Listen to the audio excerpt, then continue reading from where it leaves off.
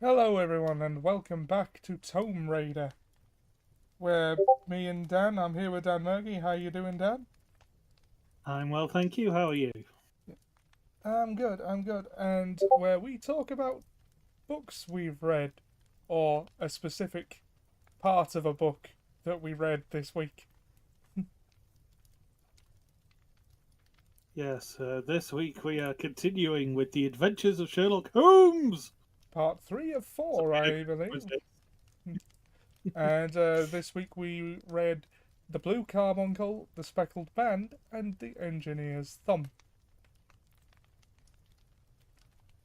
You yes, Depending on the edition, you can insert the adventure of in front of any or all of those. yes, yes. You can never be too sure exactly what edition you're going to end up with.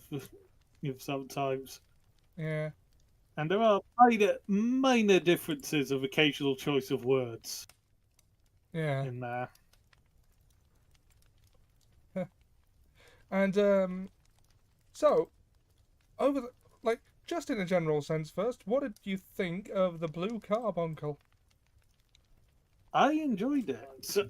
It's not the most challenging of the mysteries, but there is still entertainment to it. In some ways, it almost reads more like a comedy Yeah, uh, than an actual mystery. Almost a comedy of errors, compounded and compounded and compounded. indeed. And it's very much the closest thing we've come to so far to a Christmas special. Yes, given its setting on the 27th of December, Yeah, and unlike how most of the um, depictions of Sherlock at Christmas have him almost being a Ebenezer Scrooge style character. This one has a has him even wish the it mentioned about it's the season of forgiving and embracing it. yeah. And hello, Seth. Hey Seb, how we doing? Uh, oh, let me. I didn't check the audio. The presence of Seb has reminded me that I should make sure he can hear us. Yes, and not just a crackling fire, Yeah. Well, in which I that can would be hear you. yeah, in which that would And be brilliant, wouldn't it? With potentially like 2 hour AR, AMSR fire crackling with just bits of Sherlock Holmes words over it. it'd probably, They're not if I just marketed it writing. as that, it'd probably do better than these streams do. uh, I should market this as ASMR. I should Hmm. include that in the tags, Oh just to dear, oh see dear. if it does anything. A crackling fire ASMR. Yeah. Ah. No. And do it with the Sunday ones of just Orc Murder AMSR. No. Anyway, I enjoyed it. What did you think of the Blue Carbuncle? Yeah, it was a nice, simple story. Uh,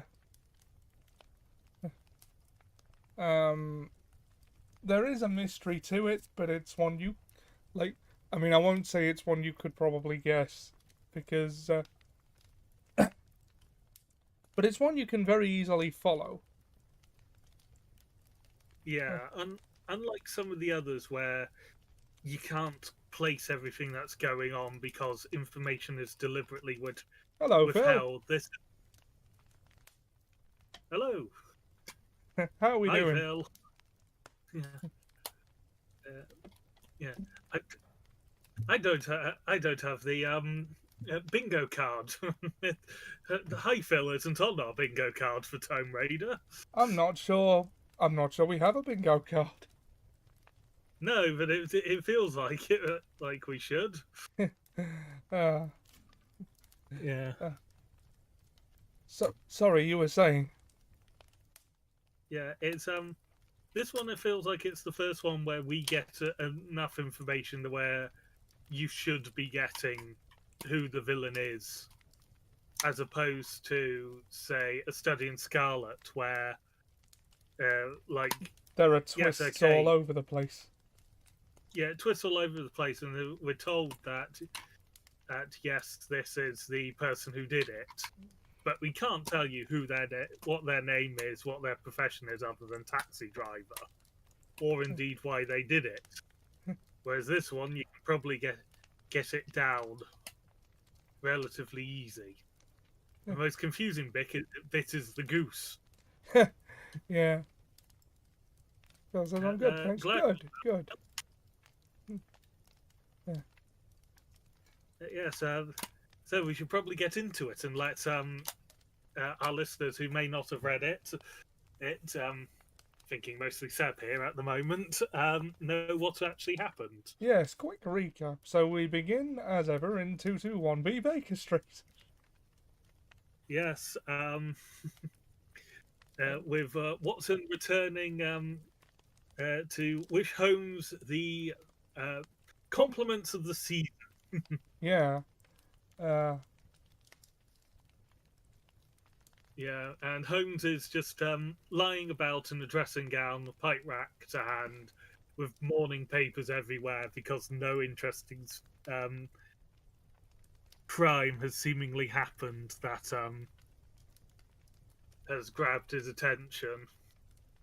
And there was a Though, lens and forceps on his chair, suggesting he's in the middle of something. So Watson goes, sorry, I'll come back later. And Sherlock's like, no, come in. yeah, because lying on a chair that is next to the couch that Holmes is lounging on the back of it is a battered old hat. And this is the subject of Holmes's investigations. Phil says, I remember the engineer's thumb well. Freaked me out a little, but I was quite young when I read it. Yeah, to a very young person, that would be quite a scary story.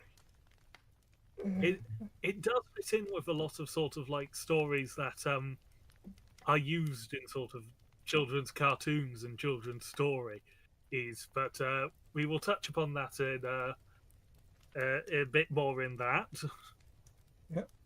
later. But So Sherlock yeah, hands the hat to Watson and says, what can you make of it?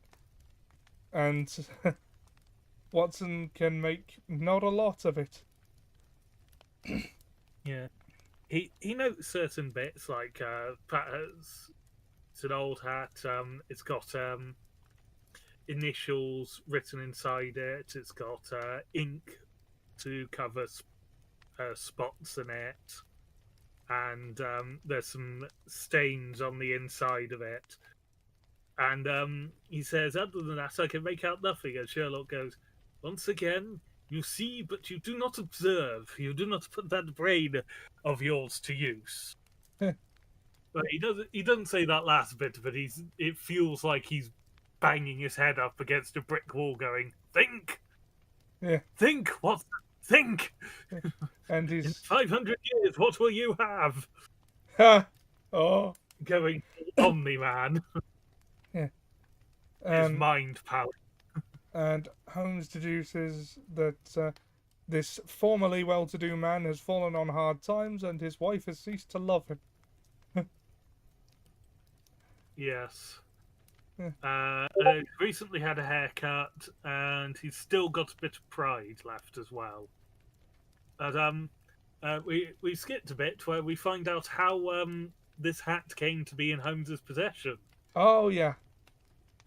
Yes, a police officer who we have not been introduced to before, or was it Jones again? But anyway, It was someone called Peterson. Peterson, yes, a new officer, because we can't have the same officer more than twice, it seems so far. Has brought Holmes this hat to try and return it to its owner, because he saw an altercation of a man wearing this hat, carrying a Christmas goose over his shoulder, going along the street to be accosted by some ruffians. He raises a stick to strike them, accidentally smashes the window behind. The officer was coming to lend assistance. The ruffians see him, the man sees him, and in his state from accidentally breaking the window, runs, leaving his hat, leaving his hat and the goose behind. Now, leaving And no leaving hands is sort of we'll get to that, or at least part of um, it. but yes, and Peterson is wanting to return the man's property to him. It was an accident after all. But he can't make head nor tails. There was a label on the goose with a name on it, Henry Baker. Yeah, but Uh, that's a very common name in London. yes. Yes, and it matches the initials in the hat. They estimate that there are hundreds of them in London. So Holmes was left with the mystery. And this was on Christmas Eve, so the 24th, and it's now the 27th. And Peterson has been, Sherlock has told Peterson to take the goose and cook it because it was starting to go off Yeah, and it might have been used. yeah. They can replace it with another goose later if they find him. Yes.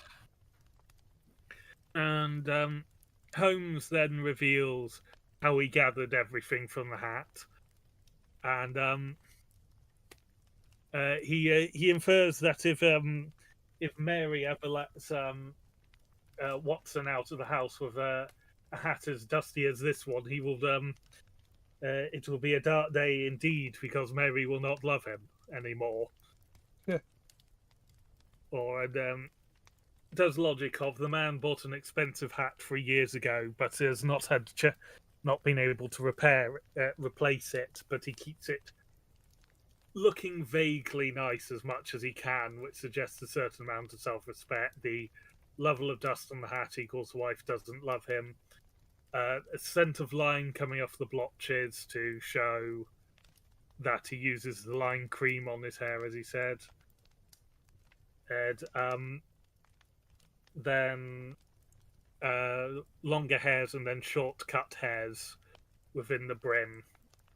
And stuff like that to, again, wow Watson with his deductive abilities.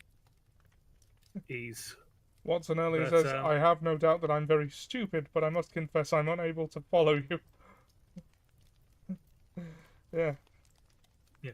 And he also worked out that the man didn't have gas on in his house, or gas lamps.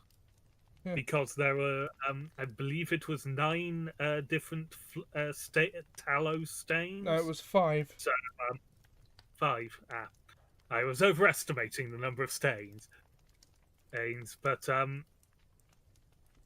yes, so the man utilizes candles to go around at night, it seems. Yeah. And yeah, and it's just after Watson sort of acknowledges, yes, all very clever, Sherlock, in a sort of cheerful manner, they get a surprise as Peterson bursts into 221B's rooms, into the rooms of Baker Street. And exclaims, "The goose, Mr. Holmes! The goose, sir!" To which he replies, hey, what of it then? Has it returned to life and flapped off through the kitchen window? Which, is the sort of thing that would explain that reaction. Yeah. Oh, Caesar. Seb saying, so he wasn't being gaslit. No, I suppose technically he was not being gaslit. Yes. That reminds me, I must start on that The Fall of the Gaslit Empire you recommended all those years ago. Yes, yes. But in the detective's hand is a small blue gem,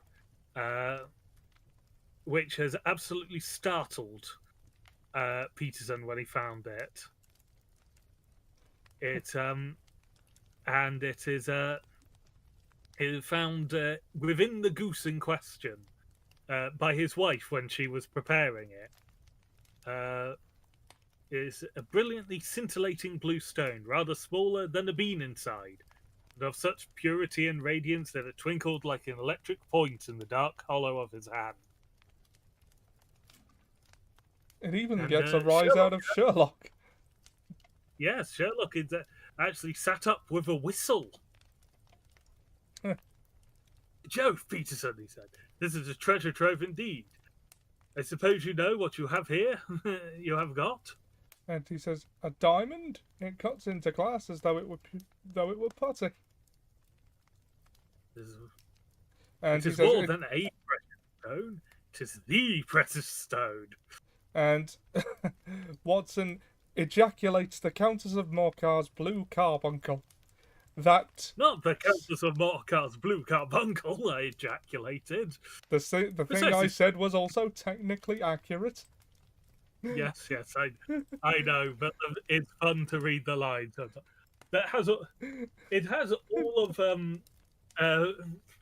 all the energy of sort of like in Blackadder season 2 and Beer, where Edmund's called for his strong ale and everyone else is listening like, not Dr. Trollop's lobster scrumpy. Because Watson ejaculates. Yikes! Yes, I've got to go back and count the amount of times he says himself to have ejaculated when he means exclaimed. Yeah, we're going to finish this, aren't we? Like our last episode. And now, for posterity, we will read out every line in which a character ejaculated. Phil said those weren't tallow stains. Yeah. They remark over that it is a valuable and that it was reported stolen. There have been descriptions of the gem in the Times every day lately. And that there is a reward for £1,000 offered for it. And this has Peterson that almost sounds like he's going into a faint. £1,000, great Lord of mercy! On as it. he plumps down to a chair. And for those, so, we don't have a year, but shall we say 1890? I believe it is meant to be around 1890, yes. Okay, £1,000 in 1890. In today's money, would be £109,081.74. Yep. And note that's just the reward. Holmes is certain that the Countess, due to emotional considerations, would be perfectly willing to part with half her fortune to get it back. Which we can be sure would certainly be more than a mere £1,000. Yeah. Or 109,000 and change. Yeah. And, yes. It was missing 5 days earlier at the Hotel Cosmopolitan, which I can only assume is pink and fizzy. Yeah. Well, it might not be fizzy. I haven't had a Cosmo in years. I don't think I've ever had one. Yeah. Oh, I apologise, Seb, for saying it was you who were saying those weren't tallow stains. That was Phil. I did say so. Yeah, sorry, I missed that. I apologise. I wrongly criticised Seb for a comment he would normally make. I mean, it is a very Seb comment to make as well, isn't it? Yeah. We say that like it's a bad thing. You know. No. No, but false accusations is. Yeah. But yes, a plumber of 26 years has been arrested for the theft of this jewel 5 days earlier. But here it is now in the living room of 221B after being found in the coop of a goose, which is at the base of their gullet and is part of their digestive tract, according to the internet. And where I would assume the possibly the build-up for foie gras is made. I do not know, and I'm not looking that one up fully. Fair. Yeah. Yeah, that is one of two things I actually had to look up what on earth it is this week. Normally I don't have to. Shows what, shows what my education and upbringing was like. Yeah. I'm not that posh. I only live in a Roman city called Bath. Yeah. But yes, there is a yes, the countess has lost. A jewel has been lost. A man has been arrested, but it was not found on his person. And then it was found in a goose. Yeah. Goose that a man dropped, and a policeman had cooked for his post Boxing Day dinner, or a policeman's wife. And Holmes goes, so much for the police court. But, tossing aside a paper after reading a description of the case. And he is now energized and wants to find out the course that led this gem onto to Tottenham Court Road in a goose. Seb says, I swear in the UK half the time posh just means mildly interesting or slightly out of the ordinary. Yeah, basically. Yeah. But so immediately what they do is they jot off a note to the paper for Mr. Henry Baker to come up at 6:30 to 221B that evening to collect his lost property, a goose and black felt hat. Yeah. Because be sure to keep an eye on the papers, because to a poor man the loss was a heavy one in terms of the goose. And if he is aware of the gem, then and it is a particularly heavy loss. And Holmes orders Peterson to go and do it, because when you've got a police officer there and it's a terribly cold winter in London because ice crystals are on the window, he sends him to do it, and Peterson asks, what papers should we put it in? Oh, the Globe, Star, Pall Mall, St. James Gazette, Evening News, Standard, Echo, and any other that occurs to you. Is this sort of like, you sure you don't want it in the Times as well as a strongly worded letter? Yes, and Holmes takes possession of the stone and puts it in his lockbox. And he also tells Peterson to buy a goose to replace the one that for the man that his family is surely devouring at this moment. Yeah. So it turns out the police are paying for this man's goose, which I suppose it's only fair. It is a policeman who is eating it. That is true. That is true. Yeah. So, Mr. Henry Baker does show up.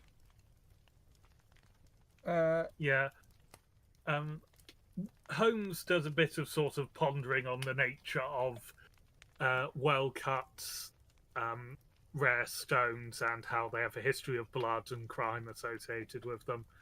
Watson goes about actually being a doctor in late December, which is surprisingly busy of him, but that would I suppose the time is more apt for it back then. Holmes also makes a wry remark of that he should have Mrs. Hudson check the crop of the bird that is to be prepared for dinner at Baker Street, in case of other rare gems having been put in. And then as Ollie was saying, Henry Baker. You continue, otherwise I'm going to just stop all over what you're saying. Henry Baker turns up, and, well, he greets Holmes friendlily. well, cordially would be a better word. And yeah, they give him back his hat. He confirms that it's his and says, sorry, but I'm afraid we ate your goose. And And he, sorry, yeah, no, go on. and he is. It's not quite outraged, but he is alarmed because Holmes called it a peace offering to his wife earlier, and also he has been paying for it in part a few pennies a week over the entire year. Yeah, it's part of a goose club. So he is worried that he has lost this great expense. Yeah. It would have been of no use to anyone had we not done so. As we covered, it was starting to go bad. But he says, well, the goose they have on the sideboard is about the same weight and fresh. So, he says, take that one. And Mr. Baker is very relieved. With his recently acquired property, is the phrase that Yeah. they use. And Holmes, in an attempt to determine whether the man was aware of the gem or not, says that it should have sort of any of the leftovers, like the crop, the feathers, the bones. Is any of that of interest to you? And he's just sort of, like, other than sort of as a memento for such a strange event, no, it is of no use to me. I do not need it. And he's let on his merry way with his showing absolutely no interest in anything that might have been inside the bird, crucially. Yes, so he is concluded to have just been Phil says The Adventure of the Creeping Man is good. It's one of the weirder ones. Is that on The Adventures of Sherlock Holmes? That might be in the Return of Sherlock Holmes, because that's got 13 stories in it, I believe. Sherlock Holmes is mostly short stories rather than novels. Yeah. No, we've got The Noble Bachelor, The Beryl Coronet. How do you pronounce that? Beryl Coronet. The Beryl Coronet and The Copper Beeches next week. Yeah, so we will get to it. We will get to it. Yep. Might take a few weeks. Yeah, we'll get there, and I'm sure it'll be good. Yes, Sherlock has inquired as to how, where the Goose Club was, like, i.e., the group that organised it, and where they collected their gooses. And he and Watson, after determining that they are not hungry enough for dinner at this moment, head out into the bitter London chill to go to the pub where the Goose Club was. To follow up the lead. Weird. Yeah, really sounds weird saying Goose Club to mean essentially they paid week by week for their Christmas dinner. Yeah. And not actually, and it be sort of a gentleman's club, but everyone has to dress as a goose. Seb says, tell that to Goose Club. Yeah. First rule of Goose Club is you don't talk about Goose Club. Yeah. But they make their way down to the pub and they order. Holmes orders a couple of beers and then asks about the Goose Club, which momentarily has the landlord, not landlord, is it? Barkeep. Yeah. Let's go with that while I try and remember the publican. That's sort of the phrase, I believe. Curious as to why they're asking, and then they say it was the most delicious goose, and we tried it from thanks to our friend Henry Baker. And they were just trying to track down where they got it from, and the man said, "Oh, I got it from a salesman. Got 2 dozen from a salesman in Covent Garden." And just, indeed, I know some of them. Which was it? Breckenridge is his name. Yes. I don't know him. The ultimate ploy for pretending that you know more than you do there. I go, oh, I know some in the area. Tell me, which one is it? And then I go, oh, I don't know him. Yeah. Yeah. Yeah. Yes. So they have their beer, and then they go to Covent Garden Market, where he is.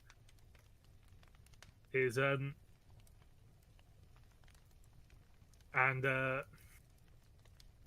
they talk to the merchant, who is pretty much fed up of people asking about geese, Yeah. because someone has been inquiring about this same batch of geese and has been causing problems. And the man is just fed up. Is just sort of like it's just sort of like, you think I'd be the only person who sold geese in the city? Geese in the city. Either way, these people coming up. Yeah. But I was recommended to you. By who? The landlord of the Alpha. Ah, yes, I sent him a couple of dozen. Fine birds they were too. Now, where did you get them from? And it's just sort of like, fet off. Not quite. It's just annoyed. Yeah. And Holmes, from a deduction, and makes a bet of it to say that to get the information, and to say to put a shilling on whether the goose was town or country reared, and he says country reared. It's just sort of like, the man's like, I tell you now, it is town. And they go into its ledgers, and Holmes then gets the address for it through that, and pays the man his shilling. Yeah. They leave, and once out of sight, there's a bit of laughter from Holmes going, "You, that man, from the look of him, talking about his whiskers and like his moustache and his mutton chops, perhaps." It's like, you never see men with hair like that enjoy a good gamble. I could have put £100 down in front of him, and he wouldn't have given me the information. But the moment he thinks he's getting one over on someone, and the information was as good as ours. That was quite clever. I did appreciate that bit. Yeah. And then there is a commotion from this same shopkeep, who is angry and has basically thrown out another man who is inquiring about where the same lot of geese that Holmes and Watson were inquiring about has got sent to. Not for the first time, it seems. And Holmes and Watson collect the man, and he is not in a good state. He is of great nerves and pale and worried, and they bring him back to Baker Street to talk. Well, because he's looking for information on the group, and they say that they know everything and list off everything in like who sold it, how it got to him, how it got to the next person, and then where the goose ended up. Yes. Yeah. And well, he hesitates and he gives them a false name of John Robinson. And Holmes is immediately, no, the real name. It's always awkward doing business with an alias. Doesn't fool him for a second. Yeah. Yeah. Well then, my real name is James Ryder. Precisely so. Head attendant at the Hotel Cosmopolitan. Oh, Seb said, if you're fed up with people asking about geese, don't go to Goose Club. Yeah. Sells geese, gets irritated when people ask about geese. Yeah. I think it's more irritated about people asking about this one singular lot of 24 geese when he sells like 500 odd a day, going by the fact he said it's need to be said as much on the what was it? Said as much as this, you're out of geese, pointing at marble slab. I have 500 come morning. Yeah. In which that staggering amount of geese to sell in a single day, or to take in as a single shipment. 500 of the darn things. So it says, "Do you do hummingbirds, you bastard?" uh, Yeah. What are you looking for? A duck, perhaps a turducken, if possible. yeah. And Yeah, a wild turducken, if possible. and when they get But back to Baker Street, Holmes identifies the specific goose he was interested in, and he says, "Can you tell me where it went to? It came here." yeah, And he says, "It laid an egg after it was dead. The bonniest, brightest little blue egg that ever was seen. I have it here in my museum." which is an odd way to refer to a lockbox or a strong box as a museum, but perhaps not inaccurate, because it is where you keep your precious artifact. Yeah, they also gave he basically fainted, near enough fainted after the gem was revealed. Old just sort of like, "The game's up, Ryder. Hold up, man, or you'll be into the fire." Giving an arm back to his chair, Watson. He's not got blood enough to go in for felony for impunity. Give him a dash of brandy. Now he looks a little more human. Oh, Yeah. oh. I mean, What's as true as it is, to be sure. you'd probably have a coronary if you wanted to buy a dock from this guy. Oh. Yeah. So, yeah, they've. Holmes just lets him know, "Look, we know you stole this gem, or you were hiding it in a bird." What is it? The game's operator. Hold up.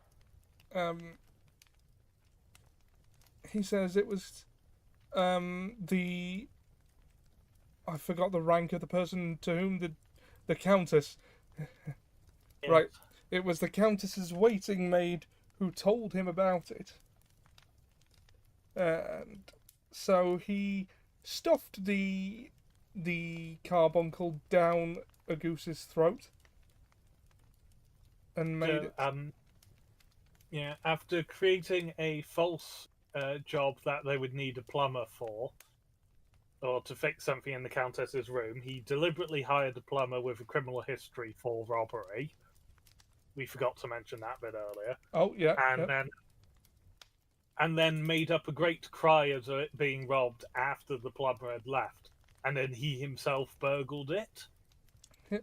And then to get it out of the hotel, he went to his sister's, who was raising geese, and he'd remembered that his sister had said some weeks prior that she could take his pick of the geese as a Christmas present for his Christmas dinner.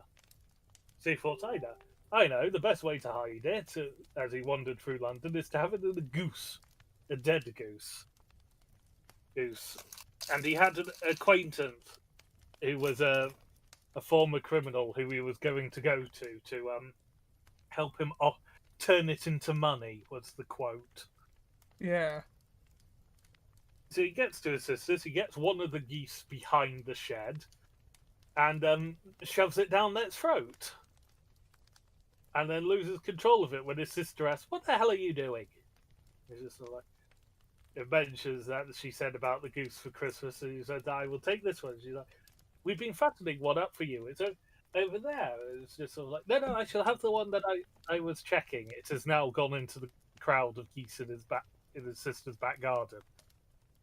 And it's like, "But that goose is 3 pounds heavier." It's just like, "But still, I shall have that one." "Very well then, if you insist, you'll have to catch it, kill it yourself, Elf, before you leave." And he got the wrong one, of course. Yeah, while it had a mark across its tail that was quite distinctive, there were in fact 2 geese that had the exact same mark, and the woman and his sister could not tell the difference between them. So what hope did he have? And he got to his criminal friend, explained all about the gem, and that was in there. They then cut the crop open to find no gem. He went into a great panic and went back to his sister, who had already carted them off to market by that point. A very efficient sister, I must say. And he then started hunting it down, and by that point, it was already started to go out through all of them. And he was going out, and he's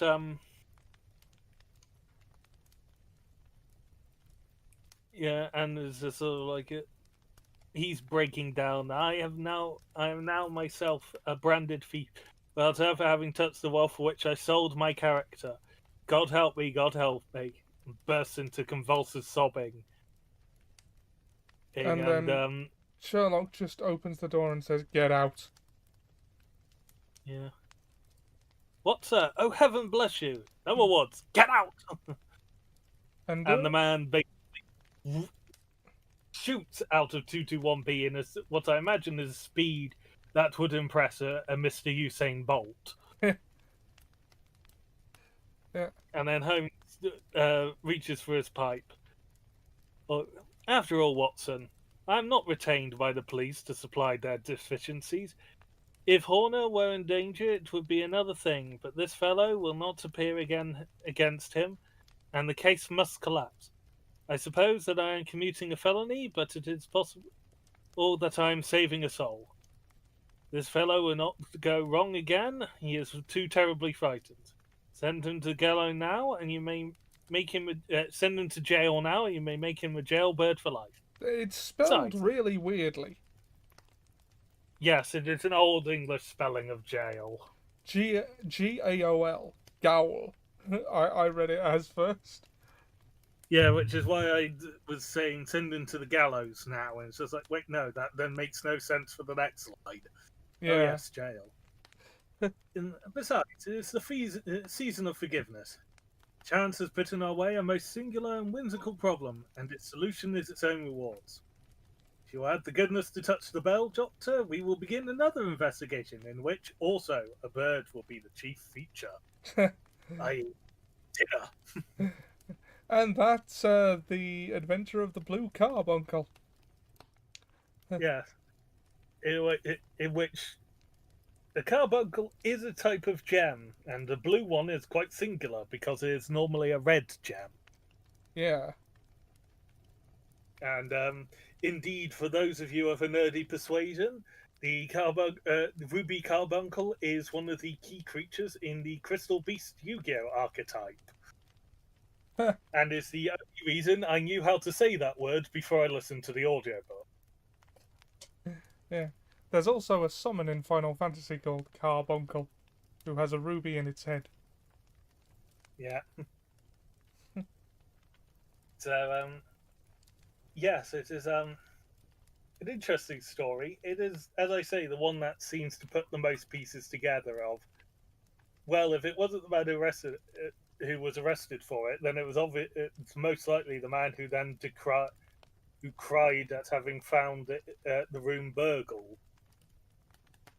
Especially once they decanted Henry Baker, or discounted. It became much more like the group of suspects then went down to, well, it was the person at the hotel whose name was mentioned but who hasn't appeared yet.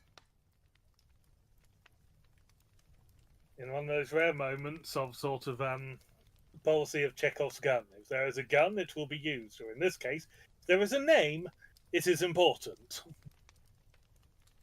The Countess herself wasn't going to appear because she was that, and she wasn't going to steal a thing. Yeah. Yeah. But, yeah. Yeah, that was a nice, easy... A little nice, easy problem to solve as a Christmas special. The next one's a little more sinister. Yeah. No murder in that last one, which is also nice. Yeah. And I think... sorry? And I think Watson even mentions that it's either at the beginning of this one or the next one, where Watson mentions there hasn't actually been a crime in a while. Yes. Yes. Yeah. I don't think. Yes. Yeah, it's at the There, beginning of this one. Uh, there is one question about the carbuncle I have because it's not said that about it. It's just sort of like, did Holmes actually deliver the gem or not? Because of it's just the energy of he's just got it as a lockbox and he's more concerned about dinner. Sort of like it's possible he'll just forget about it. He has almost the Tom Bombadil energy when it comes to this is important, but the mystery around it is solved. So now we'll just put it out of my mind. He probably Arthur Conan Doyle was not going to make Holmes an absolute thief. He probably didn't take the reward either. well, I don't suppose he'd really want it. But I would suppose that a reward of £1,000 would pay the rent on the rooms of 221B Baker Street for a while. Yeah. Occasionally, getting paid for your work will do wonders for your renting situation in London. Yeah. you, Uh, you can't pay rent with exposure. Is a line I have heard far too many times in my life. indeed. Now, the next story is, as I say, a lot more sinister. Yes, it is some years earlier, in '83, when he used to live in, well, he was still in 221B himself. But he could not talk about it because he was sworn to secrecy about it until recent events rendered the person he had made the promise to, who they had passed. So the pledge was no longer holding them. Yeah. And Well, I'll just read out the opening to sum it up. He says, on glancing over my notes of the 70 odd cases in which I have, during the last 8 years, studied the methods of my friend Sherlock Holmes, I find many tragic, some comic, a large number merely strange, but none commonplace. For working as he did rather for the love of his art than for the acquirement of wealth, he refused to associate himself with any investigation which did not tend towards the unusual and even the fantastic. Of all these varied cases, however, I cannot recall any which presented more singular features than that which was associated with the well-known Surrey family of the Roylotts of Stoke Moran. The events in question occurred in the early days of my association with Holmes, when we were sharing rooms as bachelors in Baker Street. It is possible that I might have placed them upon record before, but a promise of secrecy was made at the time, from which have only been freed during the last month by the untimely death of the lady to whom the pledge was given. It is perhaps well that the fact should now come to light, for I have reasons to know that there are widespread rumours to the death of Dr. Grimsby Roylott, which tend to make the matter even more terrible than the truth. yes, Seb says they're like Victorian X Files. They just get immensely bored when they have to take on normal cases. yes, yes. But yes, Watson awakes to find Holmes fully dressed, standing by the side of his bed in the early hours of the morning. And he In, says, very sorry to knock you up, Watson. I thought it was Watson who was doing the ejaculations. uh, I'm sorry, I will see myself out.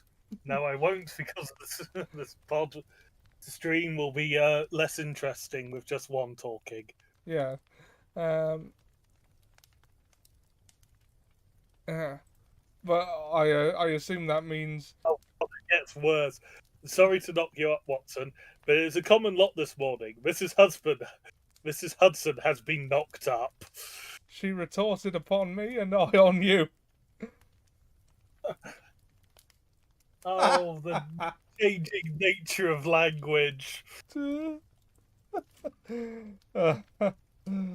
Oh. So, I should There not will be find that as people amusing as I do. Yeah, there will be people in 100 years who are laughing at how language has changed and how we speak. Perhaps, for all we know, they will go back to talking like this. And they'll be wondering why we're laughing at Mrs. Hudson has been knocked up, as has Watson. I thought she'd What? just gained weight. Yeah, it's just sort of like Watson thinks Holmes is saying that there's a fire happening. It's just like, no, a client.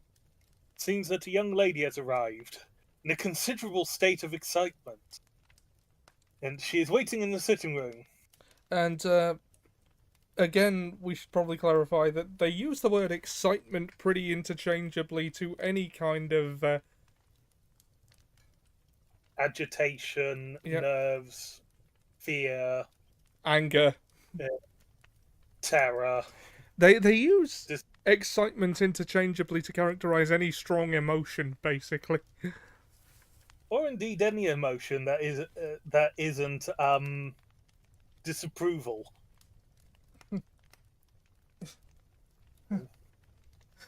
Yeah, but he assumes that it is a case that is of great importance to the woman in question, because women in a metropolis on their own calling a rousing sleeping gentleman from their bed at this hour, which is 7:15, or as I call it, should be 3 hours till I fall asleep now. Past 7 a.m. Yeah, and they shuffle through into the living room after Watson gets dressed, find a lady dressed in black and heavily veiled, sitting by the window.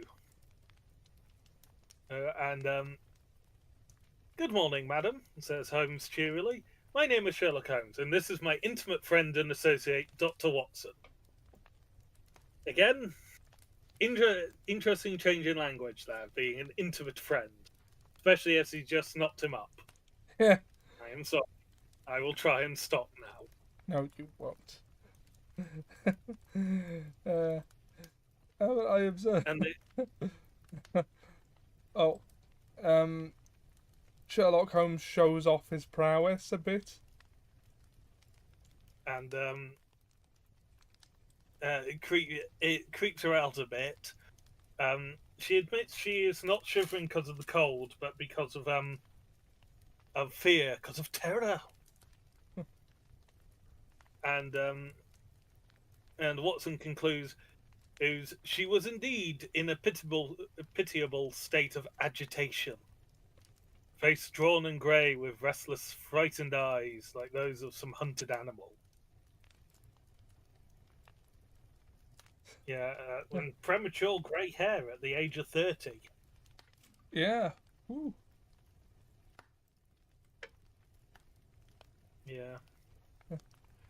And she starts to talk out her situation, that she had a twin sister, and when they were young, their father died. And their mother remarried when they were, I want to say, about 8. And they had an income of £1,000 a year in 83, or before 83, which was bequeathed entirely to the husband while they were married, and percentage of it would go off to the daughters when they finally married. And then their mother died herself when they were still growing up, before either of them married.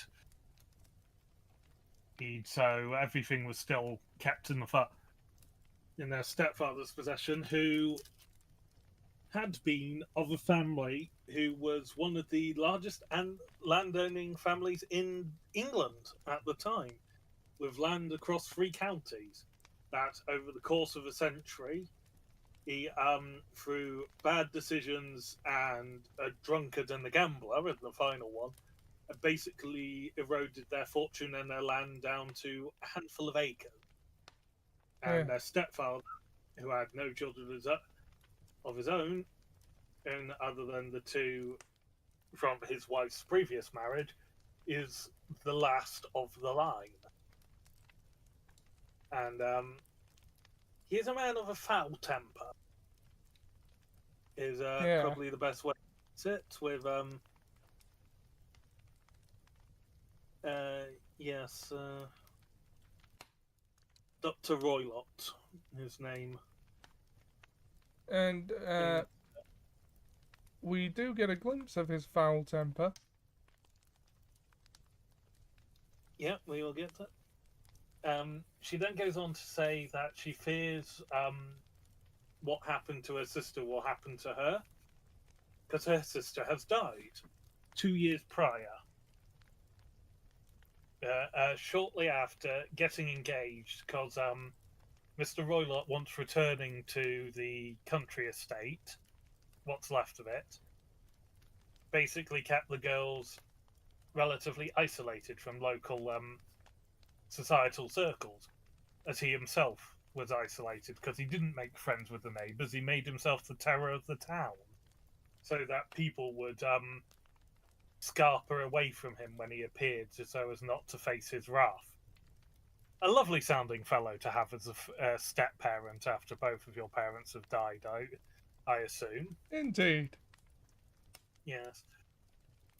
Yes, and Oh, is that what he said? I thought the goose man had a foul temper. oh god. More disappointed I didn't come up with that than I am at how bad it is.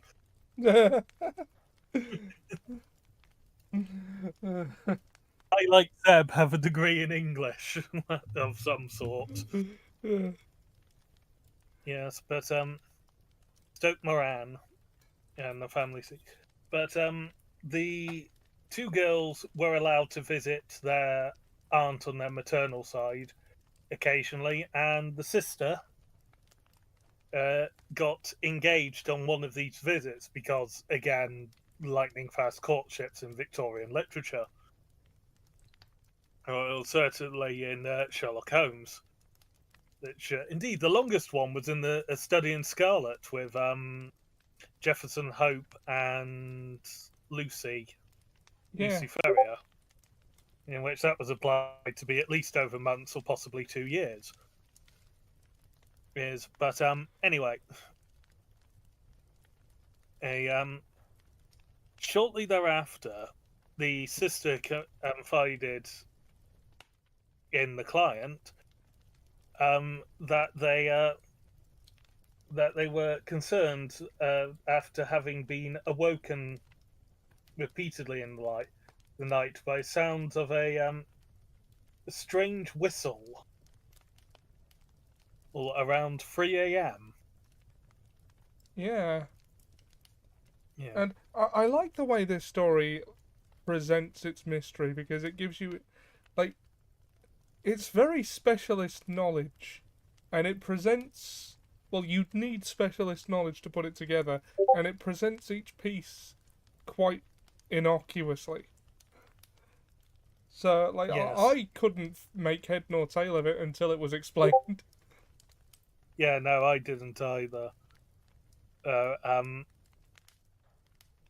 And yes. So the client couldn't sleep the night after the sister confided in this, and we learned that the girls locked their doors because it was the only way to avoid the sort of temper of their stepfather. Yeah. It is implied ranting, raving, and some manhandling, but nothing more than that. Yeah. But enough that the client currently has bruises from where he gripped her wrist rather hard recently. And In the middle of the night, there arose a great screaming from the sister, who staggered out into the hallway after she had got out, and was terrified. Had a matchbox in one on hand, a spent match in the other, and fell to the ground and was convulsing shortly thereafter. She said, "Oh my God, Helen! It was the band, the Speckled Band!" and convulsed and slipped into unconsciousness. From which she never recovered. Yes, and by the stepfather, being a doctor, did what was considered the medical cure at the time, I believe, and poured brandy down her throat. That sounds incredibly dangerous for someone who's unconscious. Yep, but the medicine of the Great Binge is probably an absolutely fascinating topic to look into. Yeah. Who, A little. and Give her a bit of cocaine, that'll wake her up. yeah, Abel says, these were my childhood bedtime stories. I can Yeah. sort of see how they'd make pretty good bedtime yes, stories.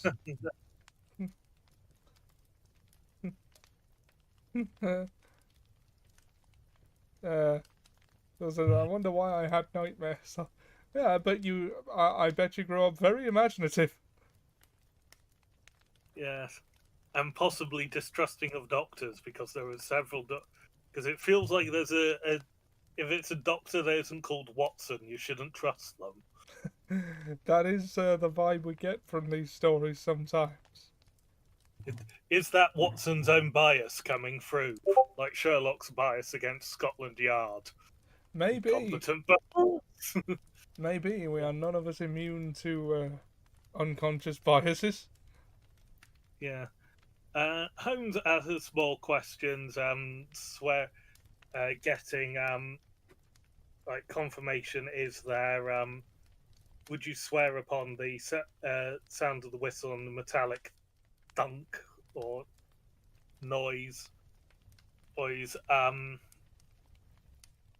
and some other details like that.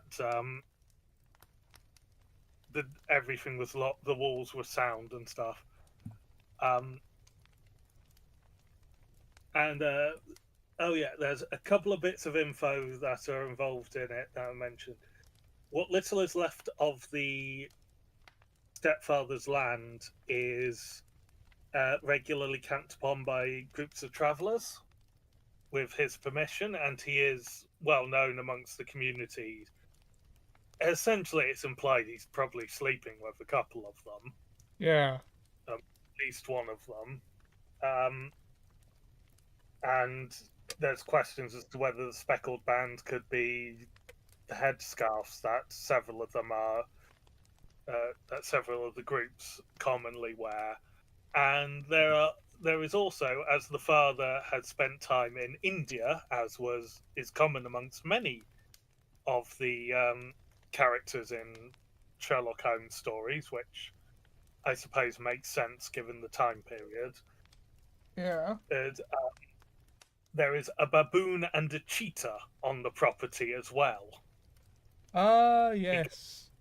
Because her father is occasionally sent treasures from the continent or the Indian subcontinent. Such as a baboon and a cheetah. Treasures. Yeah. Yes, treasures. The baboon, cheetah. Seb's asking, are those species even native to India? And Bill says, the story's coming back to me now. And it's all coming back. It's all coming back to me now. says apparently someone who swore the Hippocratic Oath has a tendency to hurt people. Well, the lesser known second line after do no harm is, of course, do some harm. Yeah. I got that from John Oliver. Yes. As a treat. Do some harm as a treat. Yes. Interesting fact, the Hippocratic Oath at one point, when they realised how vital the prostate was, as in to men's health, especially in surgery, was altered to include a line about not cutting the prostate because Ah. they used to for treatments. They would cut along the area and then cut the prostate in half to operate, and it had 100% fatality rate. Oh. Or so go the story. Yeah, it's just like they would die from the damage to the prostate before anything else was sorted. And so it goes on. But yes, the story, yes, Yes. rather than medical curios of history. Yeah, And Seb saying, surely at certain point you'd notice the common denominator. yeah, and to make sure people didn't forget it, they added it to the Hippocratic Oath. The probably the much longer, more medically technical one, rather than the more poetic ancient Greek one. They both go by the same name. But anyway, in the words of Sherlock himself in this piece, pray go on with your narrative. Um, yes, the client, Helen, has come to them because a month ago she herself was asked to be married by a friend she has known for many years. Now she is in fearing for her own life, despite the fact her stepfather, has again offered no opposition to the marriage. But suddenly, in 2 days earlier, Seb says, that's because not the Hippocratic Oath, that's the Sith Code. I was wondering why peace being a lie was relevant to medicine. yeah, but there was the layout of the rooms is was mentioned earlier and is important to explain why she is in part in fear now and the reason. There are 3 bedrooms on the ground floor of the west wing. The east wing is heavily damaged. Like most of the house has fallen into disrepair, basically. And it went the stepfather, her sister, and then her room. But now there is some work being done on the west wing, but a hole has been knocked through the wall in her room. So she is now having to sleep in what was her sister's room for the last as of 2 days ago. And in the night, she awoke to hear the whistling sound that her sister did, and she fears it is a herald of her own demise. Yeah. And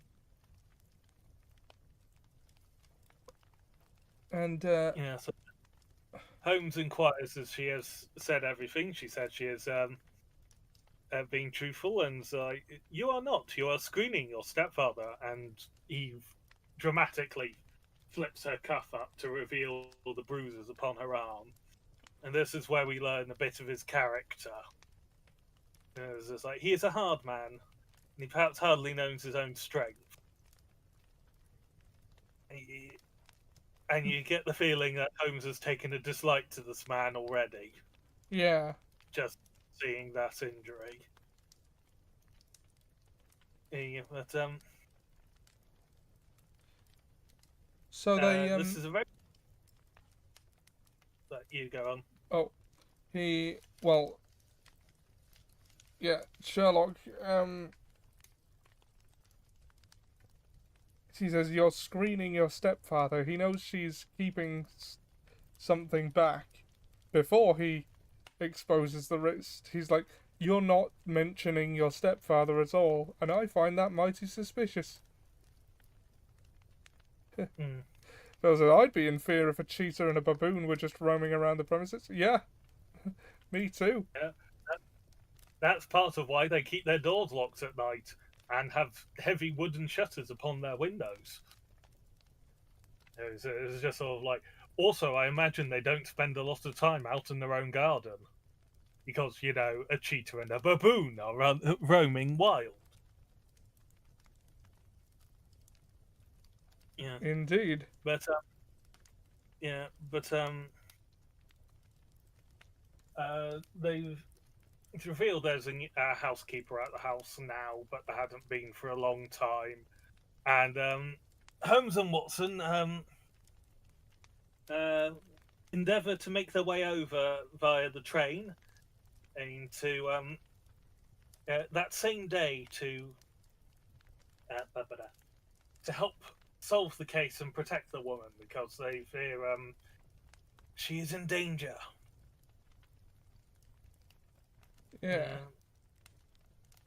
Yeah, and Holmes is also intrigued by the mystery because, by all accounts, it is another locked room mystery, the second locked room mystery of the series, and there are not many of those. How did the killer kill the victim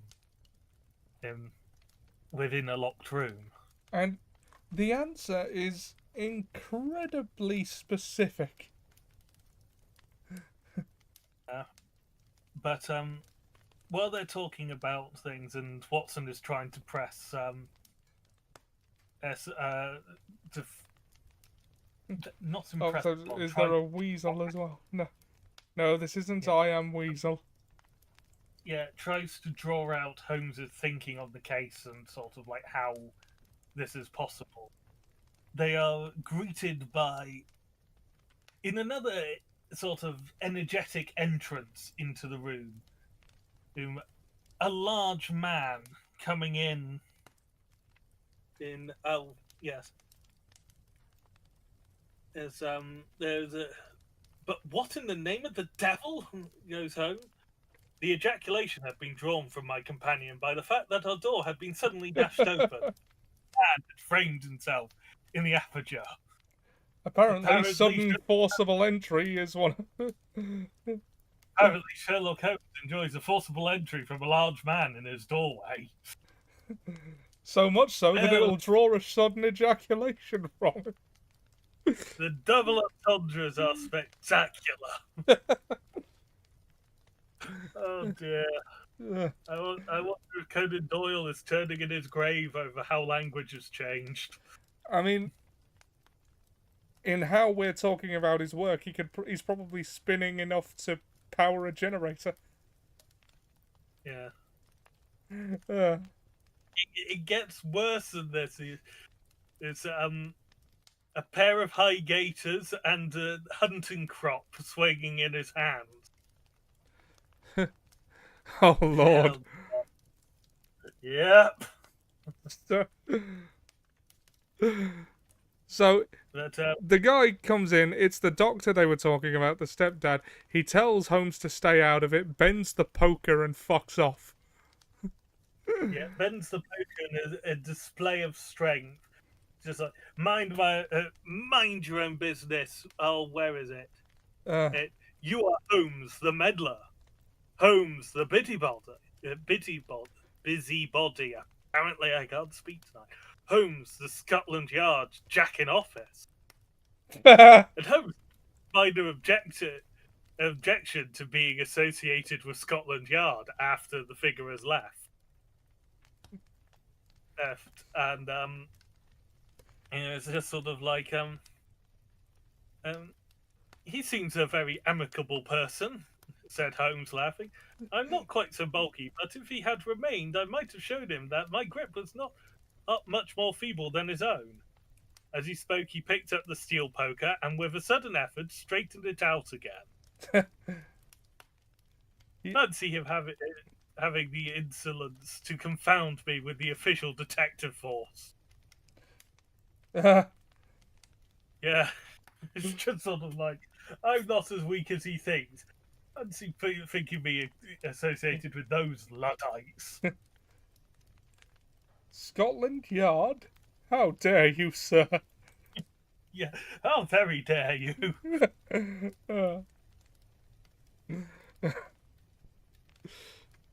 Yeah. And he nips out quickly to Doctor's Common, and that he is after some data that is of help in this matter. And he returns by 1 o'clock, and they then take the train. He has a sheet of blue paper scrawled over with notes and figures, Except it's like when you include call a Scottish nationalist English.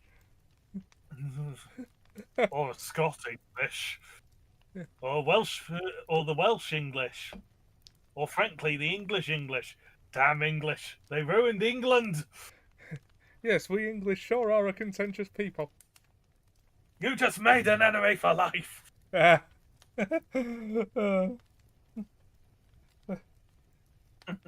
Groundskeeper Willie. Yeah.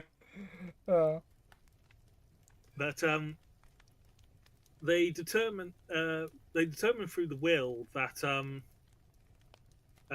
it was once worth £1,100 a year.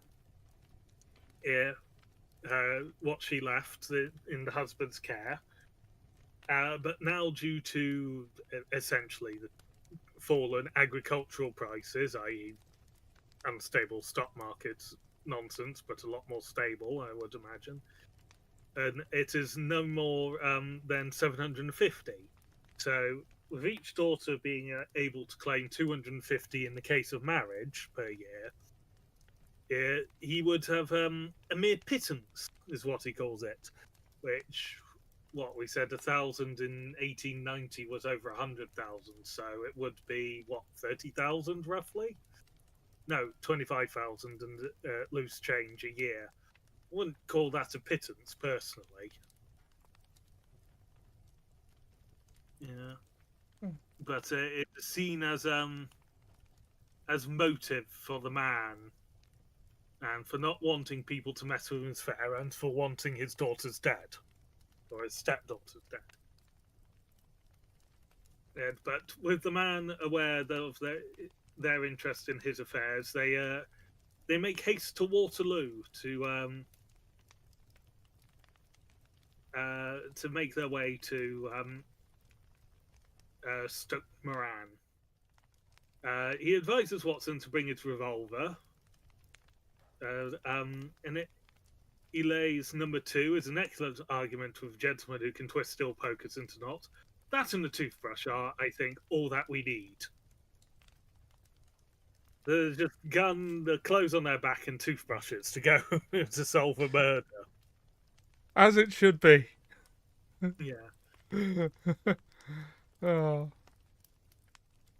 Yeah, they make it there, see the small town nearby, and exit the cab early and go cut across a field because they see Helen in the field taking a stroll out there, and she guides them into the house after they explain that her stepfather had confronted them. But Holmes is just sort of like, Helen, he is so cunning that I have never know when I am safe from him. What will he say when he returns? Holmes, he must guard himself, for he may find that there is someone more cunning than himself upon his tracks. You must lock yourself up from him tonight. If he is violent, we shall take you away to your aunt's at Harrow. Now we must make the best of our time. So kindly take us at once to the rooms we are to examine. And we get a description of the house, ill-trimmed lawn, lichen blocks, blotched stone, and things looking, well, windows boarded up and covered, partially caved-in roof on one hand. A picture of ruin. Don't know why I quite went ruin. This house is ruined. Ruined. Yes.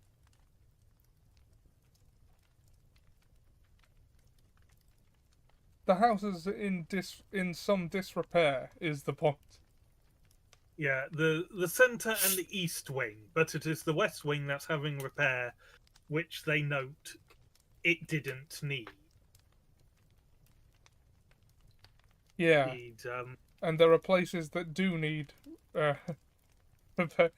he lays number 2. That's disgusting.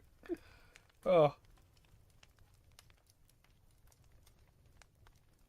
Friendly alterations, as I understand. By the way, there does not seem to be any very pressing need for repairs at that end wall. There were none. I believe it was an excuse to move me from my room. Ah, that is suggestive. Yes, yes, it is. They go into the house and into the narrow wing corridor that runs by the 3 rooms. The doors only enter into this corridor. There are windows in there, of course, yes. Yes, but very small, too narrow for anything to pass through. There are windows in the door, and the doors are locked at night.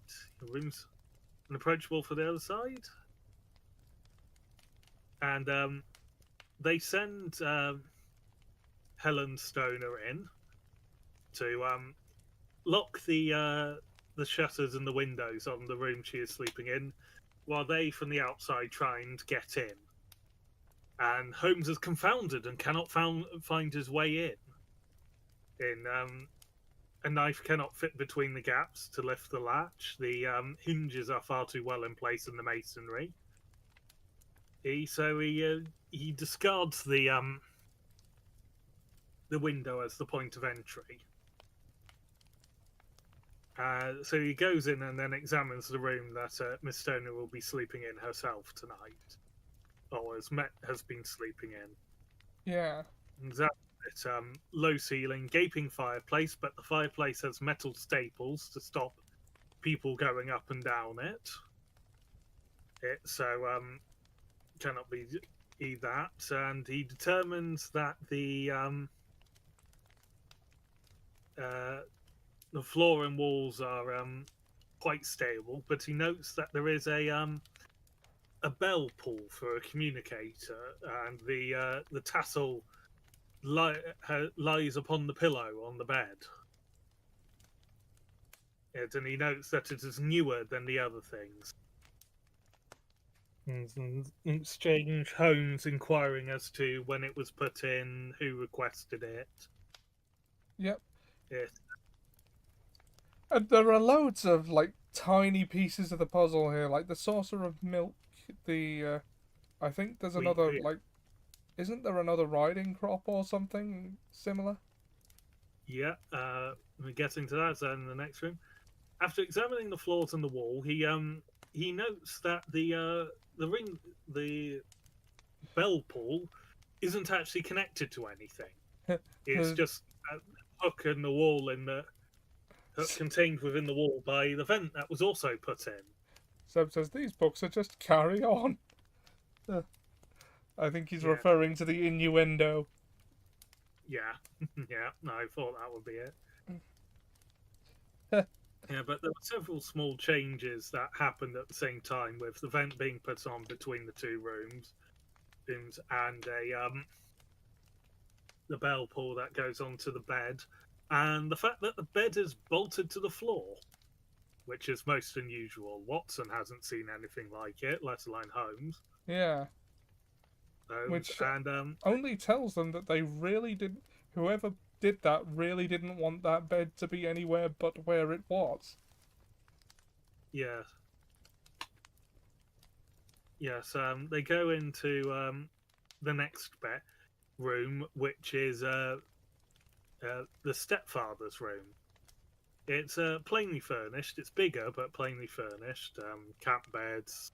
Bill says it's a dungeon for sure. Yeah.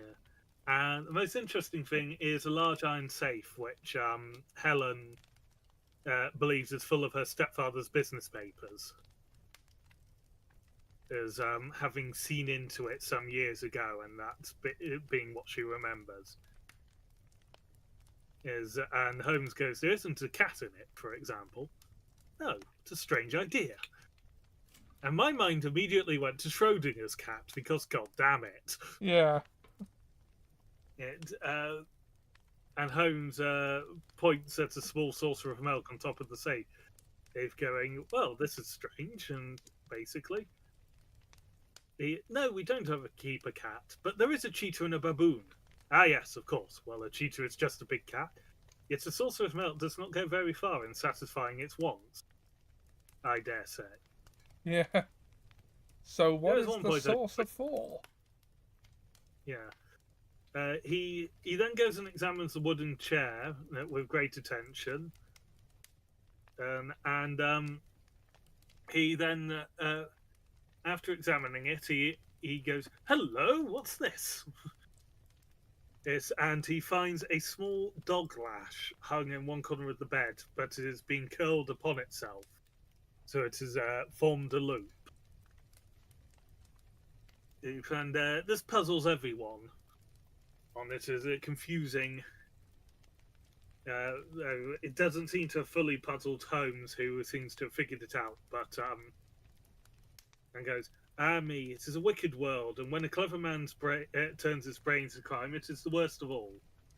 I think I've seen enough now, Miss Stoner, and with your permission, we shall walk upon the lawn." And Holmes gives a group of instructions that she is to claim an early night of sleep, basically claim a headache or whatever is needed, go into the middle room, lock the doors as usual, and then wait until the sound of her stepfather retiring to his chambers and sleeping, open the shutters and light a lantern within the window, to signal them. They will be in the nearby pub that's renting rooms there, and looking out, and they shall come. She is to then take what she needs for the night and go back into her usual room, and Holmes and Watson shall spend the night in her room, in keeping an eye. Yeah. And she agrees to this, and they have rooms, bedroom, and a sitting room in the local pub looking out. And Holmes has done a bit of talking about what he expected to find and how he deduced that there would at least be a ventilator in the room, or a ventilation shaft in the room, because the sister could smell the cigars that the stepfather smoked. And the sign goes out, the light goes out, and as they're making their way to the room, they are accosted by a horrific creature appearing in front of them briefly, and Watson near enough shoots it. Before they discover that, before Holmes sardonically says after it jumps off, Lolas puts his lips to Watson's ear and says, "A nice household. That is the baboon." Yeah. Uh, yeah. And Watson wonders, are they to find the cheetah jumping upon their back at any moment? Uh, I don't think it Yeah. does come to that, does it? No, the cheetah doesn't appear. It is which is a bit of a shame, but yeah. They sneak into the room. Oh, Phil says this story has such great build-up. Keeping an eye, aka making use of the bolted down bed. Yeah. Yeah. And Seb says, well, But, cheaters never prosper. yeah, yeah, yeah. Yes. They sneak into the room, having taken their shoes off before climbing in, so as not to have the clatter of their heels against the floor. Close the shutters, turn off the light entirely, and they are making their way to and they both sit in the roll with Watson and his gun out in the complete dark, facing towards the shared room wall. And Holmes has a long thin cane, and yeah, and he heard not a sound. Watson heard not a sound, but Holmes is around 3 in the morning. There was a brief gleam of light up in the direction of the ventilator, which vanishes suddenly. And a strong smell of burning oil and heated metal. Well, a dark lantern has been lit. Sound of movement, and then all was silence. And the smell grew stronger. Uh, and then over half an hour later, a gentle, soothing sound is heard like a small jar of steam escaping a kettle, is what he says. And Holmes springs up into action and struck a match and lashed his cane furiously at the bell pull, yelling, "You see it, Watson? You see it?" Yeah. Watson saw nothing because he was blinded by the light of the match in his wary eyes, and he is not sure what has happened. And then there is a hoarse yell of pain and silence.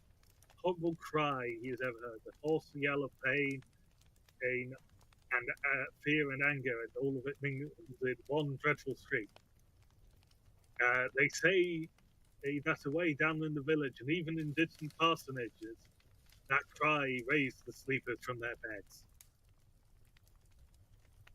And Watson wonders, what could this mean? And Holmes answers, it means that it is over. Perhaps after all, it's for the best. Take your pistol and we shall enter Dr. Roylock's room. And it turns out that the Speckled Band was a snake. A swamp adder, the deadliest snake in India. Yes. I'm not sure whether... I can't confirm that. I don't know whether swamp adders are real or... Yeah, it is what Holmes claims that is that. He has died within 10 seconds of being bitten. Yeah. And yes, the long and the short of it is Holmes figured out that the point of the bell pull was to guide the snake into the bed, and the whistling sound was him calling the snake back so he could then store it in the safe before it got light and his plot was revealed. Yeah. Because even if the snake had not killed the target upon the first night, right, or the second or the third, one day it would bite the person in the bed that could not move. Yeah. And it would be a sharp-eyed coroner indeed who could distinguish the two little puncture marks as being from a poisoned snake. So they go into the doctor's room and he's been bitten by this snake. Died. Yeah, the snake wrapped around his head. So he's not had a pleasant time of the dying. Yeah. I'm fairly sure snakes only constrict things if they plan to eat them, but other than that... Yeah. Yeah, but yes, and the result of Holmes basically scaring it back through the ventilator was he aroused its snakish nature, I believe is the line they used. Yeah. And it leapt back upon the man, and before he could get the loop of the whipcord around it and stick it in the safe, where the metal clang was the sound of him slamming it shut before the snake could get out again. Yeah. In this way, Holmes says, I am no doubt, indirectly responsible for Dr. Grimsby Roylett's death, and I cannot say that it is likely to weigh very heavily upon my conscience. Yes. Yeah. So, sorry. Showing a bit more of the amoral side of Sherlock Holmes. Or at the very least, the more chaotic side, because he wouldn't be saying that about someone he didn't think deserved what they got.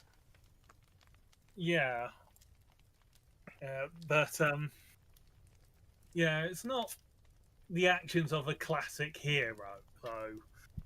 But then again, Sherlock Holmes was never meant to be a classic hero. He was meant to titillate the reader a lot more.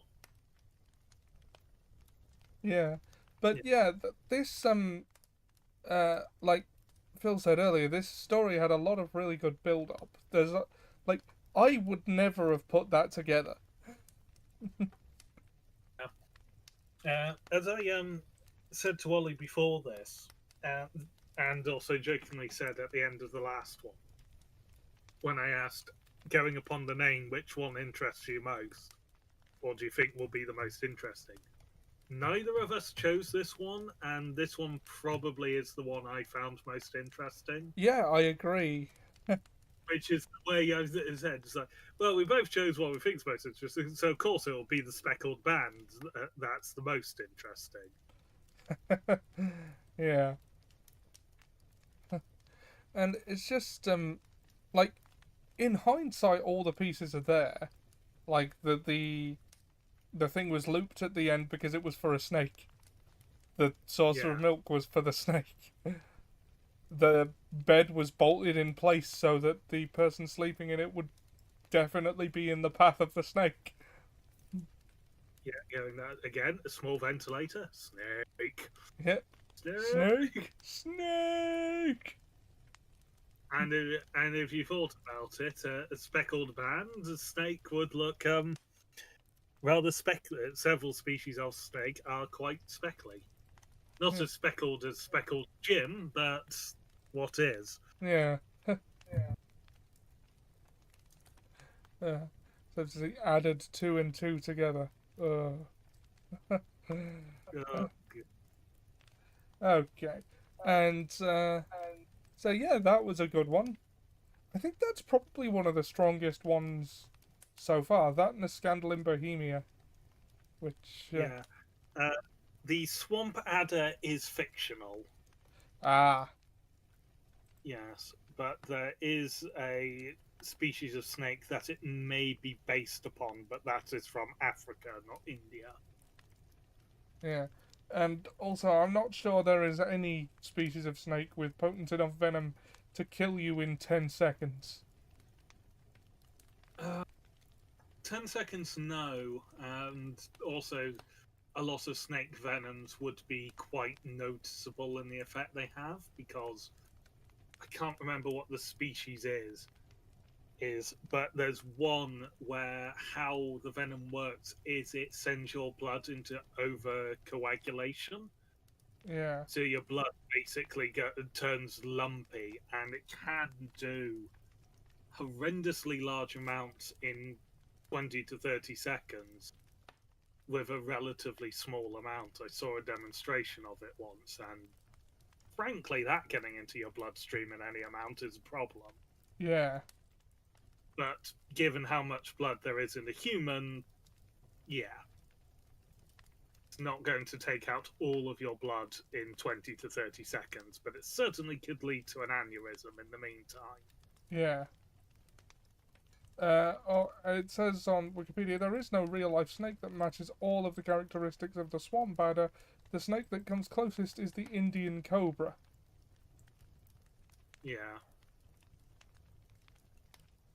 But I suppose with the information he had available, it's entirely possible he got his description of the swamp adder from a explorer's book of like the fauna and flora of India or something like that. Yeah, Like the maps from Victorian England that have the mountains of Kong, a impassable band of mountains drawn halfway across Africa. That were supposedly believed to be real, but have no basis in reality. That part of Africa is surprisingly flat. yeah. So saying, I wish the baboon became a recurring character. They're not like yellow spotted lizards, which are definitely real. Holes.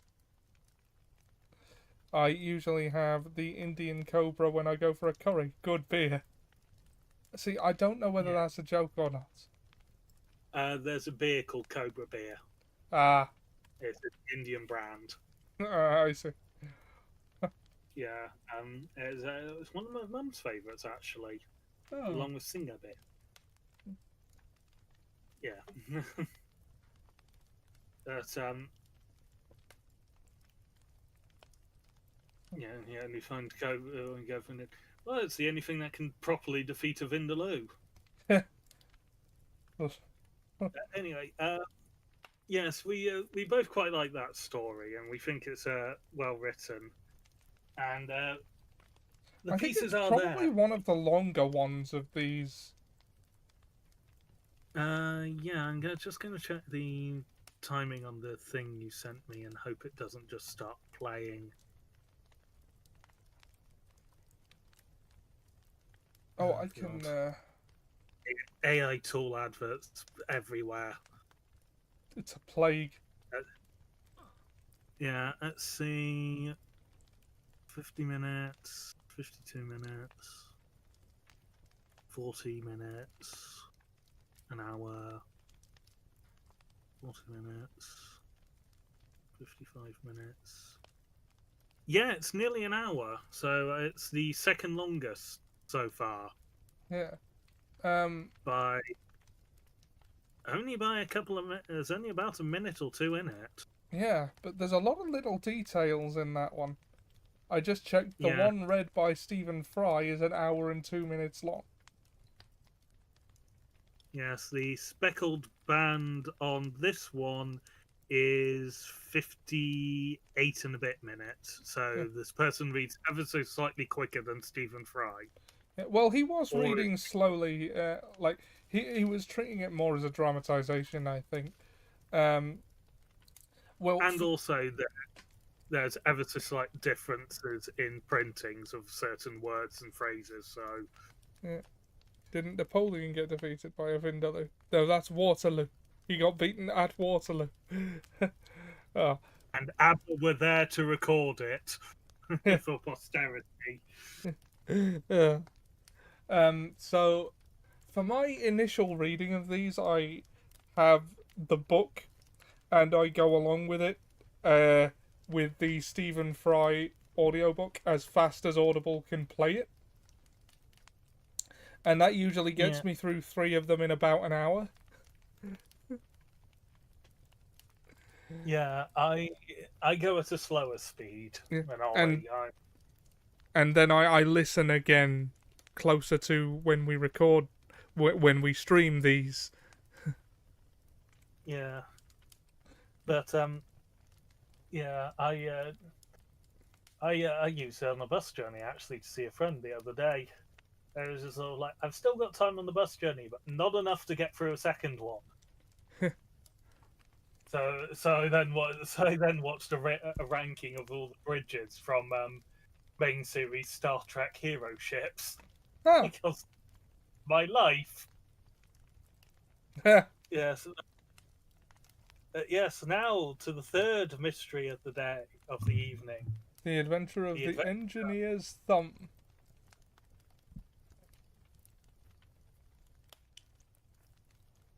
Yeah, I'll read the opening for this one because it is another one that does a lot of setting for their relationship. Of all the problems which have been submitted to my friend, Mr. Sherlock Holmes, for solutions during the years of our intimacy, ooh la la, there were only two which I was the means of introducing to his notice. That of Mr. Haverley's thumb, and that of Colonel Warburton's madness. Yes, he went from the army to bread making. It's enough to Of make all anyone these, go mad.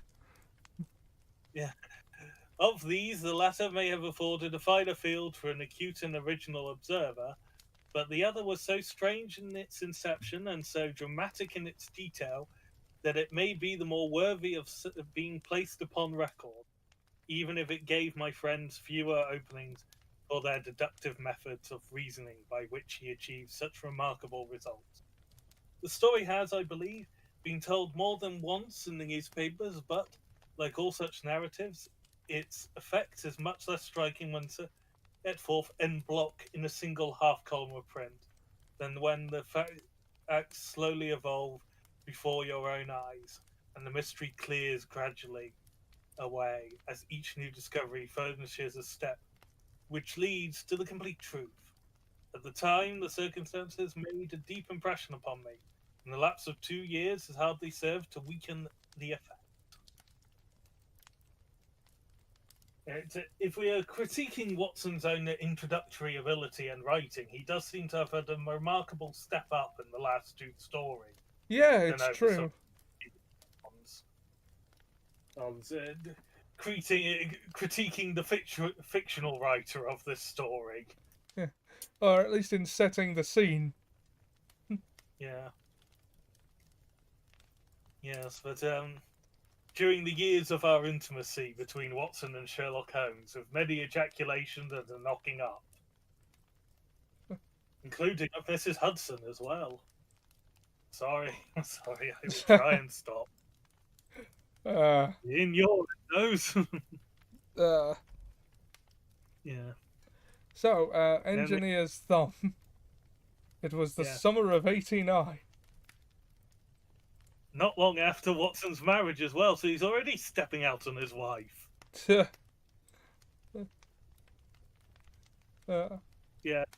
Um, this seems very much almost to be like the first case after he's left Baker Street and got married. He'd or so it feels. It might not be. It might be the second. But he has managed to get Holmes to visit him at wherever they live, as well as visiting Holmes at Baker Street. His practice has increased east, and he is near Paddington Station. And having cured one of them of a painful and lingering nondescript disease, he now gets sent many a person from Paddington who works there. Yeah. And one morning at a little before 7, he was awakened by the maid tapping into the door to announce that 2 men had come from Paddington and were in his consulting room. My God, getting a doctor at 7 o'clock in the morning in London. Oh, good Or lord. indeed anywhere in the UK. Good lord. Phone lines don't open till 8 o'clock. Even then, you might be waiting half an hour to get to be told that there aren't any appointments today. Yeah, that happened to me about half the time. Yeah. This is what happens when medicine is funded. You can get appointments. Yeah. And yeah, he goes down and sees his old ally, the man he helped, who has left the room and is basically holding the door shut to keep the man inside so he doesn't leave. Even though, as the story goes on, there is no evidence to suggest why the man would actually leave, given he was seeking a doctor. Yeah. And yes, Watson. Yeah. Watson then takes on to the new patient, which tweed soft cloth cap, and one of his hands is wrapped around in a handkerchief, which is mottled with blood stains. And this 25-year-old seeming to have a bad position, and he has the pale face of a man suffering from some strong agitation, which took all his strength of mind to control. Or, more accurately, a man who has had extreme blood loss from bleeding for hours on end. And his first line of the story is, "I am sorry to knock you up so early, Doctor." Had a very serious accident during the night. Really? So that's what we're calling it. Yeah. Yeah. There's a lot of knocking up in these stories. And ejaculations, which I suppose is required for the knocking up. Indeed. Yeah. I'm sorry to knock you up so early, Doctor, but I've had a very serious accident during the night. I came in by train this morning, and on inquiring at Paddington as to where I might find a doctor, a worthy fellow very kindly escorted me here. I gave the maid a card, but I see she has left it upon the side table. And the man is identified as Mr. Victor Hatherley, hydraulic engineer. Of 16A Victoria Street, 3rd floor. That is not relevant, but it felt worth continuing the card. uh, Yes, they have a short conversation about the monotony of train travel briefly, and he goes, but my night has not been monotonous, you know. and he Raven. laughs like a maniac. Yeah, and Watson's response to him laughing as a maniac is, "Stop it! Pull yourself together!" And then to pour some water in from a carafe, and then add brandy to it. But the man, once he gets under control of his outbreak, says, "I've been making a fool of myself." Well, if making a fool of yourself is the worst thing that's happened to you today, consider it a good day. Yeah. So he Now, gives Watson him tries the to brandy. carve him, and gives him the brandy, and then attends to his thumb, or rather, the place where his thumb used to be. Yeah. He unwound the handkerchief, held out his hand, and it gave even my hardened nerves a shudder to look at it. There were 4 protruding fingers and a horrid red spongy surface where the thumb should have been. It had been hacked or torn right out from the roots. "Good heavens!" I cried. "This is a terrible injury. Must have bled considerably."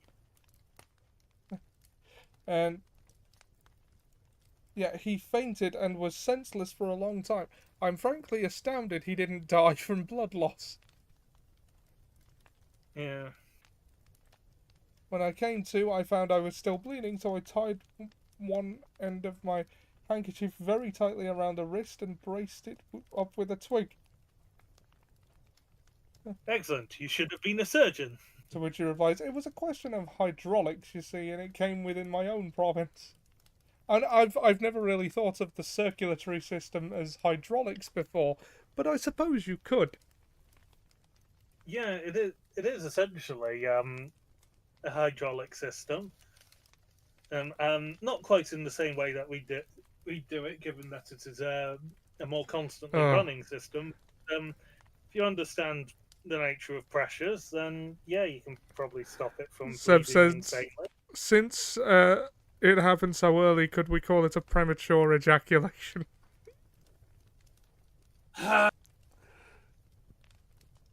Hey, Seb is just working on trying to break us, isn't he, with our own thing? But the man concludes that it was probably a cleaver that claimed his thumb, and that it was not an accident. And a murderous attack? Very murderous indeed, he says. You horrify me. So- Note it is Watson who is completely in shock here on that one, not the man who's missing a thumb. Yeah. Yeah. So, But he cleans and dresses the wound, and obviously he thinks this is a job for Sherlock Holmes. yes. And the man has heard of Sherlock and would be very grateful for an introduction, which Watson promptly provides by taking them over. And we shall just be in time to have a little breakfast with him. Do you feel equal to it? And it's just sort of poor Mrs. Hudson. She gets no warning when there's going to be multiple extra visitors for breakfast. Yeah. Or indeed at all. Which I suppose, yes, is to be expected, but it's also just sort of she is put upon at odd times to serve meals and suddenly increase the number of them. Yeah. And then, well, suddenly, oh, there's a one-thumbed gentleman. Yes. A hydraulic technician. Or hydraulic engineer, even. Yeah. One wonders what goes through Mrs. Hudson's head at these things. Because we don't see it in the books. Yeah, or not so far, anyway. Yeah. If she's anything like Sherlock adaptation by the BBC, she's seen worse, given she ran a drug cartel. Yeah. Well, Yeah, it was her husband's cartel. She was just typing. yeah, but she also, but with Sherlock's help, she also made sure her husband got arrested. Seb says, I feel superior to my breakfast.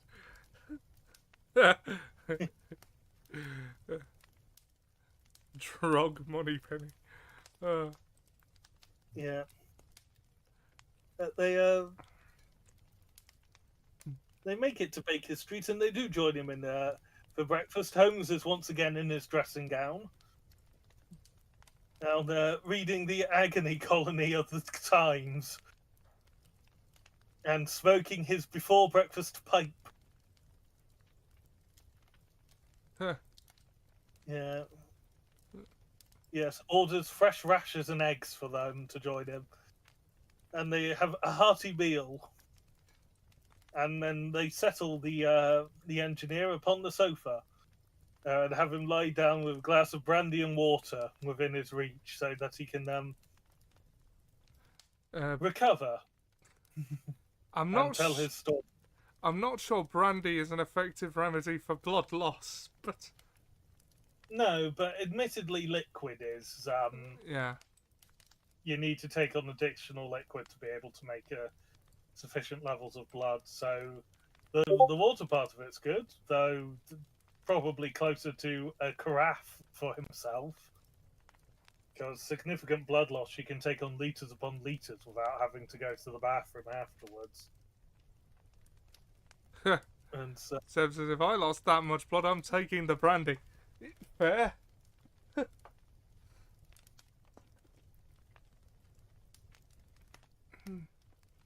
that we start hearing the man's story, which is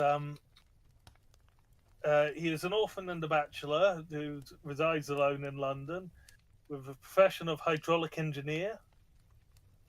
And had considerable experience of their profession while as an apprentice. Had started the work upon his own and set up his own business with money from his father's death. And during 2 years of work, he has made a grand total of £27 and 10 shillings. 20. Not exactly a grand total for 2 years of work. Okay, I don't know how to But factor in 10 shillings to the inflation calculator. well, this was just do £27. £27 And, is £2,945 and 21 pence. So, 3 grand, let's say. yes, so about 1 month's rent in London. Yeah. And considering he's got a business office as well as lodgings, and so yeah, he won't be able to afford to live in London nowadays on that. No, definitely not. And that was just like until the day before, when a man came inquiring upon his expertise. He's a Colonel Lysander Stark. What a name! What a name! That is quite a name. Yeah. He was described as a man of exceeding thinness. Almost gaunt, I would imagine, is what they were going for. Yeah. Sharpened away to nose and chin. And the skin of his cheeks worn tense over his outstanding bones. I imagine that means pointing out in this instance, not that is an outstanding bone structure you've got there. Yeah. Yeah. And he is looking. He speaks with a German accent. Mr. Haverley? You have been recommended to me, Mr. Haverley, as a man who is not only proficient in his profession, but also discreet and capable of preserving a secret. Yeah. The man inquires on his expertise to come over late at night to examine a hydraulic press that has stopped working upon his land that he acquired in some recent years, and discovered that a deposit of what is called Fuller's Earth. He No, has sworn him secrecy at this point. now I'm not sure what Fuller's Earth is meant to be. Fuller's Earth is a term for various types of clay. Ah, It appears in some beauty products nowadays, apparently. I see. There's an Uh, outstanding bone structure, plenty of marrow. yeah, but it can be used as an absorbent, a filter, or a bleaching agent. Uh, like it could whiten cloth. It can be used to absorb oil, grease, and animal waste. Cat litter, basically. Fuller's clay is like cat litter, apparently. And he needs someone to come and examine his press because it has had less power of late, and it's not working, and he needs it working because the plan is to work the claim of Fuller's Earth and use that to buy the two fields next door, or which have greater deposits of Fuller Earth, so he can buy those without letting the neighbours realise how much their land is actually worth.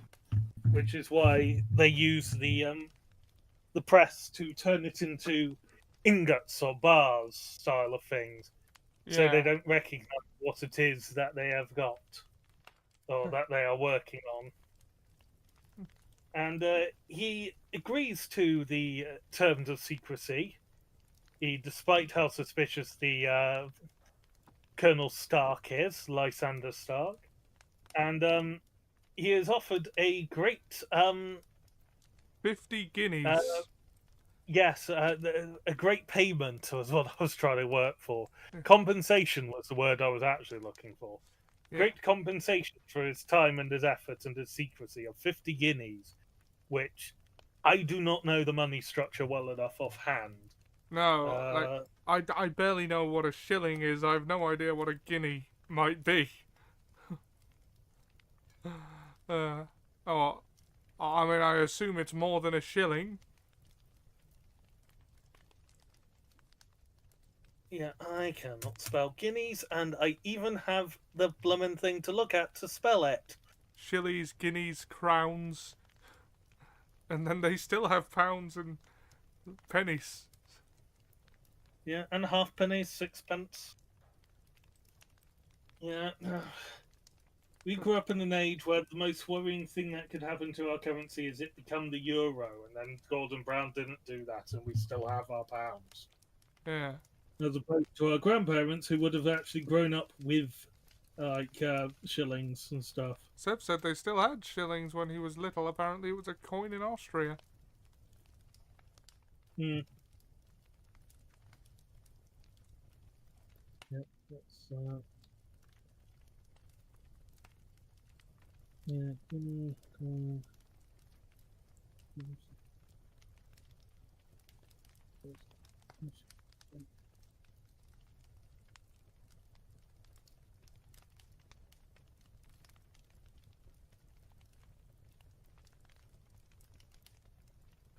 Uh,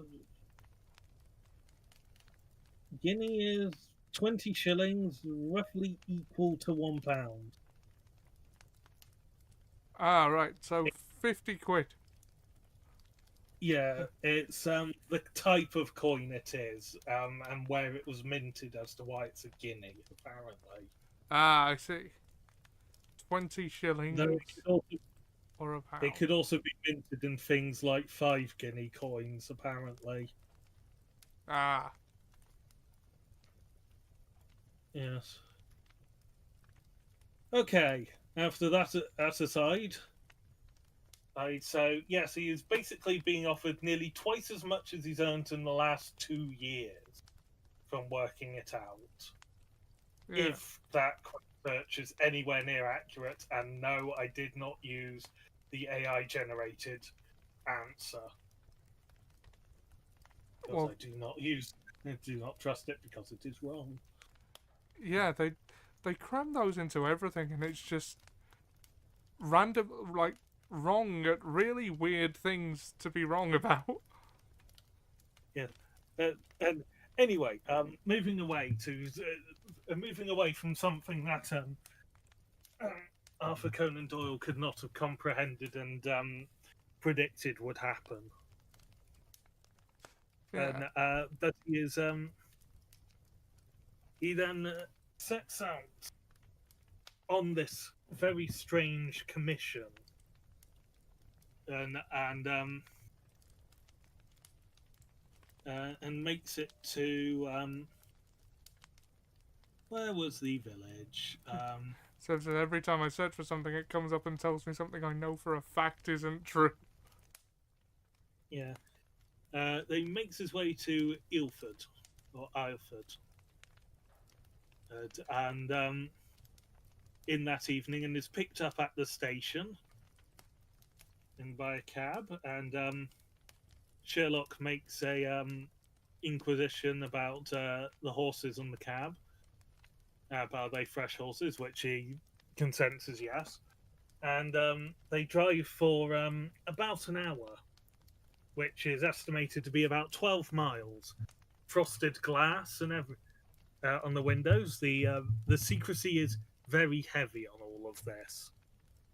And he arrives at the house and is essentially bundled in as quickly as possible. All without a proper look on the outside. Right, and inside they sees an old lady with a lamp who speaks, and there's a certain amount of surprise she has at seeing someone. He's bustled into a side room as Colonel Lysander speaks with this old lady and then goes upstairs into the house, in which the old lady then comes into the room and in broken English tries to suggest that the engineer leave because it is not safe. She makes entreaties for the love of heaven and get away from here before it is too late and stuff like that. But they are still they are determined there because they have been promised a great fee for his commission. He's been commissioned for a high fee. And another man comes down later as alongside Lysander, a short and thick man with a chinchilla beard growing out of the creases of his double chin. What's Introduced as Mr. okay? What's a chinchilla beard? I don't know that one. I don't either.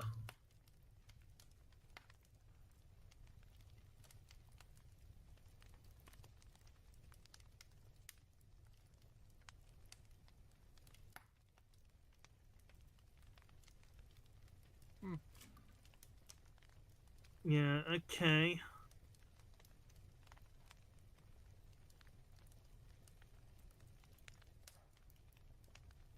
I can't get a clear answer from a quick look at it.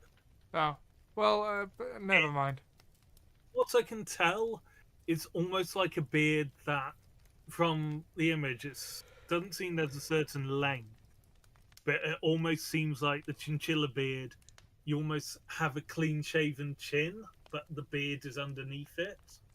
From what I can gather. Oh, I think I get the picture. Yeah, not the best look, but who are we to judge the fashions Yeah. of the time? Yeah. So does a wonder beard stop your chin from chilling? Yes, and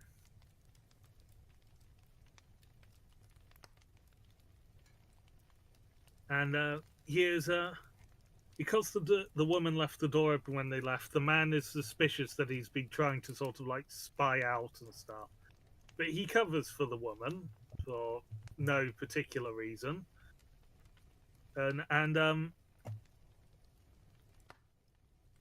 uh, they said they're going to take him to the compressor now. And he's like, I shall get my hat. I will need my hat then. And they're like, no, it's in here. He's like, dig the full as earth in the house. No, we only compress it in the house. Come this way. And they lead him up through the house, an almost maze-like series of corridors. They describe it as. The way they describe it, you almost think the house was about 10 stories tall, but it does not seem any larger than a 2 or 3-story building, most likely. Yeah. And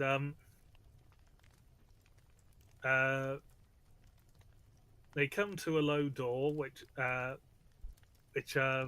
Lysander unlocks, and there's a small square room which the 3 of them cannot fit into at once. Ferguson stays out, and the Colonel ushers the engineer in. And it turns out that the room itself is actually the hydraulic press. There's a big, that's a mental image and a half, isn't it? Yeah.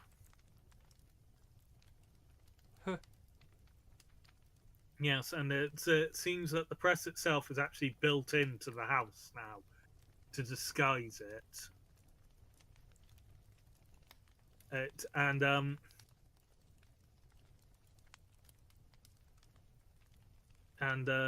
The engineer examines it and from within the area, and then exits and examines it, and he turns the machine on and starts it pressing, and immediately works out that the pressure in one of the pipes, tubes, actual hydraulic bits is off, and there is a leak. And he figures out that one of the rubber seals is no longer fit for purpose, and they quiz him about repairing it and how to do it and such. Yeah. Now, of course, blindingly obvious is the fact that a hydraulic press like this, you know, they're not using it for what they say they're using it for. Digging up some, clay deposits would not require a press of this magnitude. Now, indeed, it would probably require a hand press at most. Which would be a lot cheaper. And he goes back into the room to and has a quick examine of the machines. The ceiling and floor are both iron, but the walls are wood.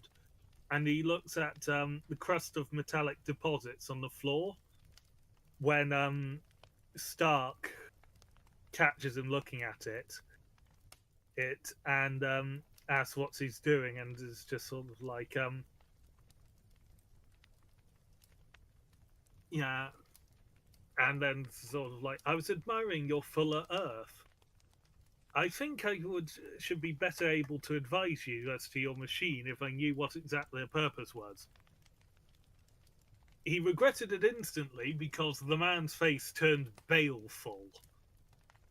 Or his face set hard and the baleful light sprang up in his grey eyes. Like, alright, you'll know all about the machine, and then he locks him in there and turns it on. Yeah, so it's just sort of like, this is almost a mistake. Hello, I yelled. Hello, Colonel, let me out. And then in the silence, he heard the machine, the sound which sent his heart into his mouth. The clank of levers and the swish of the leaking cylinder. That was the word I was looking for, cylinder. And he had the lamp upon the floor with him, so he could see the ceiling was descending upon him in very good sort of childhood drama. Like, no, we're trapped in the descending room in ancient tomb adventure stories and Saturday morning cartoons. Yeah. And the tropes spectacular that it's probably helped inspire. And it's also very familiar to fans of the original Resident Evil. Yes. And second more, and you would have fit nicely into a sandwich. Yeah. Ah. Yeah, but he looks at it. He tries to push against the door, and he just sort of like he then consigns himself to death basically, and thinks, well, do I want to lie down on the floor? No, face down? No, no. Then I have to endure the breaking of my spine before I'm killed. And it's just like, face up then. No, I don't think I can look up at it. Yeah. And then, yeah, a remarkable sort of way of facing one's own death, to Yeah. be I mean, honest. you kind of have to respect it. Yeah. Yeah. Yeah. Then there is uh, a sort of line of light appears in the wall and then starts to grow wider. And he takes the opportunity and just dives straight at it and manages to get through because the old woman has returned and has removed one of the panels from the wall so that he can get through. And he realizes how narrow his escape is by the sound of the of the lantern being crushed shortly thereafter as the wall segment is replaced. And she leads him along a narrow corridor or to get out of there. And the sergeant, or was it sergeant or colonel? Stark. Let's just stick with Stark. Colonel, I think, but he pursues him with a cleaver. Yes, and as he is getting out of the window, trying to calm down, Stark gets past the woman and thunks down. And he lets go and gets out and is running across the garden. And then realizes he's missing a thumb. Yeah. Terrifying weapon, the meat cleaver. Yes. Especially when you're defending a house in Dartmoor. Yes. For those who don't know, that is a reference to a level we struggled with in Hitman 3 called Wrath. Yeah. And then Where we we discovered defended that the meat cleaver was a very efficient weapon. Yes. Yes, but while the woman was holding back the Stark, she shouts at him, "Fritz, Fritz, remember your promise after the last time. You said it should not be again. He will be silent. Oh, he will be silent." And he responds of, "He will be the ruin of us. He has seen too much. Let me pass, I say." Yes, and he gets away and is making his way across the garden, and then for the first time, when he feels a painful throbbing in his hand, he realizes his thumb has come off and blood is pouring from the wound. He endeavored to tie his handkerchief around it, but suddenly a buzzing came in his ears, and the next moment he fell in a dead faint across the rose bushes. How he survived that is... Yeah. Yeah, he doesn't remember how long he was out for, but the moon is low in the sky, his clothes are soaked with dew, and his coat sleeve was drenched in blood. And he sprang to his feet, feeling that he is hardly safe, but to his astonishment, he found that he was near neither house nor garden, but he could see the train station from which he had arrived. And half dazed, he made it to the station and asked about the morning trains and then a doctor. It would take him longer to get to the doctor here than to get a train and search for a doctor on the other end, so that's what he did. Yeah. He had inquired also about had he observed the carriage the night before waiting for him, and did he know the name Colonel Lysander Stark? And yeah, and he made his way into the doctors, and that is And, well, the rest we know. yeah.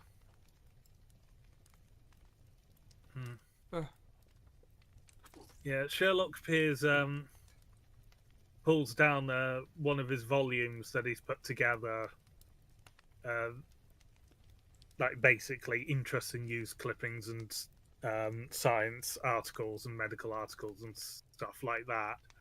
And he looks through it and then identifies a missing hydraulic engineer of a similar age who went missing a few months ago as well. And yes, the patient clicks quickly. Good heavens! Then that explains what the girl said. And I've been calling her an old woman. It's actually a description in the text is that she's a girl that he finds pretty. Ah, So, so sorry. That is my brain just imposing something that's not there. I see. Yeah, I remember now. Yeah. Yeah. Yes. And they conclude that the man had killed before and would happily kill again, and that there was a non-zero chance he was going to kill them anyway, even if they hadn't have snooped. Yeah.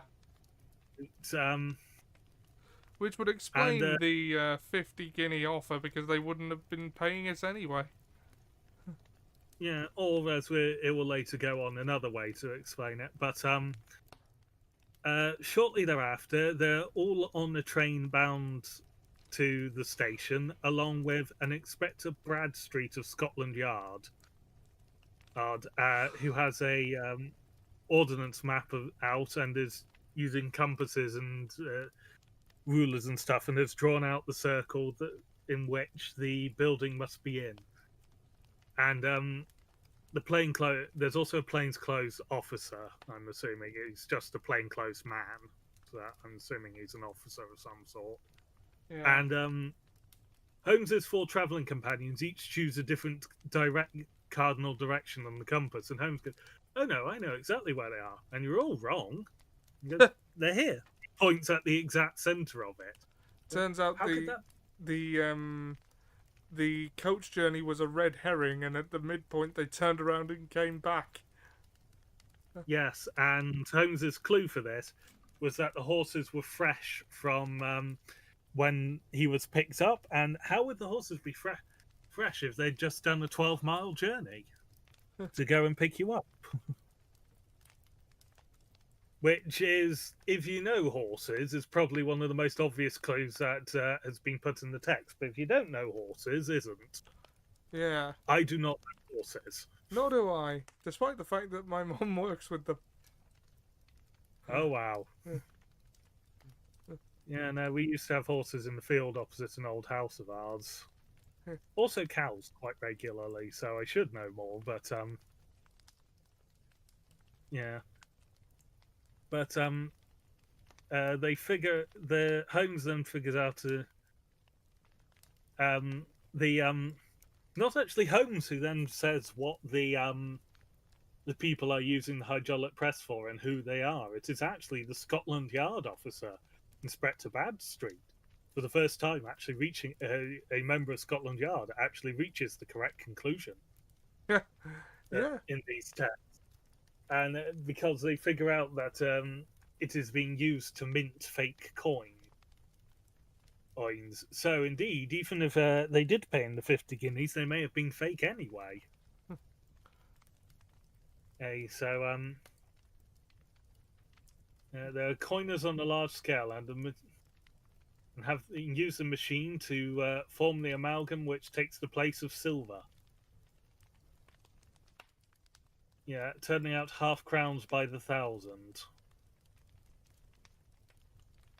And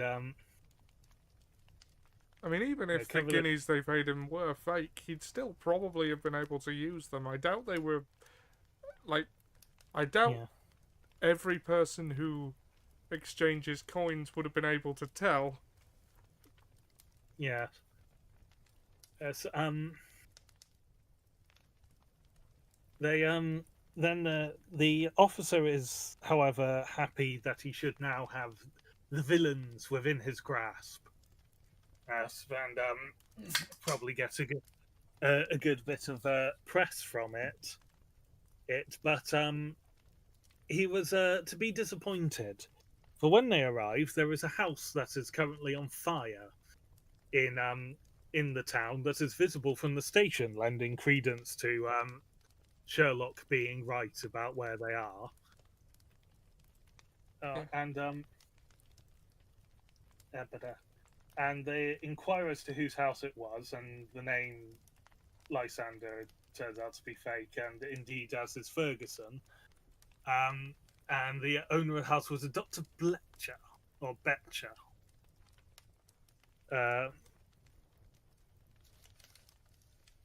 and had a foreigner who was a patient.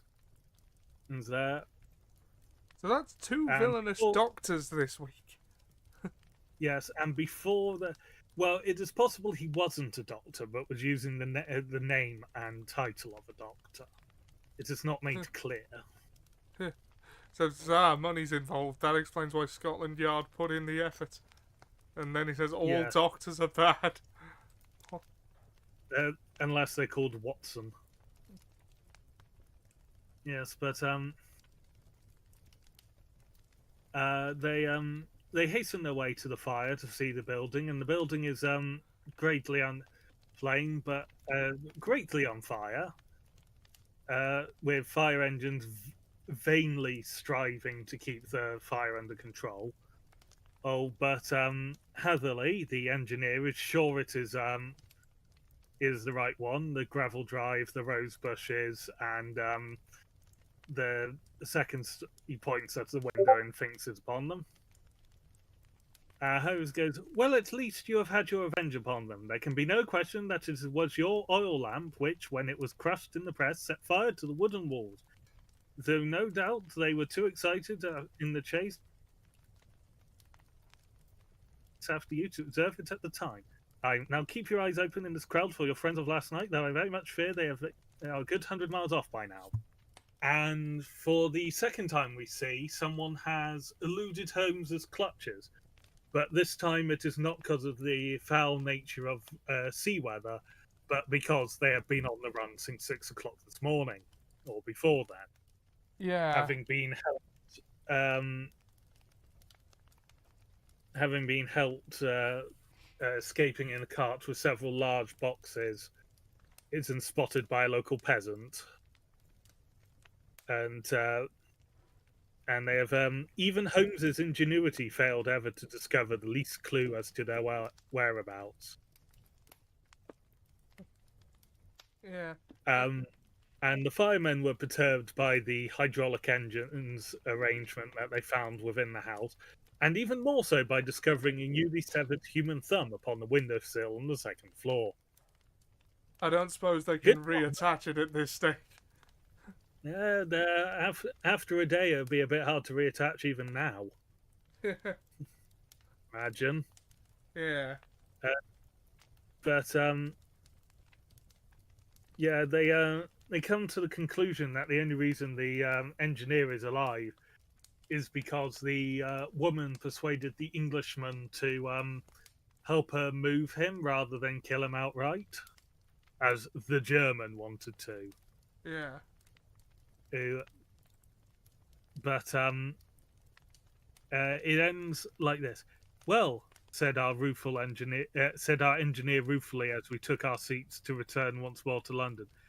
It has been a pretty business for me. I have lost my thumb, and I have lost a 50-guinea fee. And what have I gained? Experience, said Holmes, laughing. Indirectly, it may be of value, you know.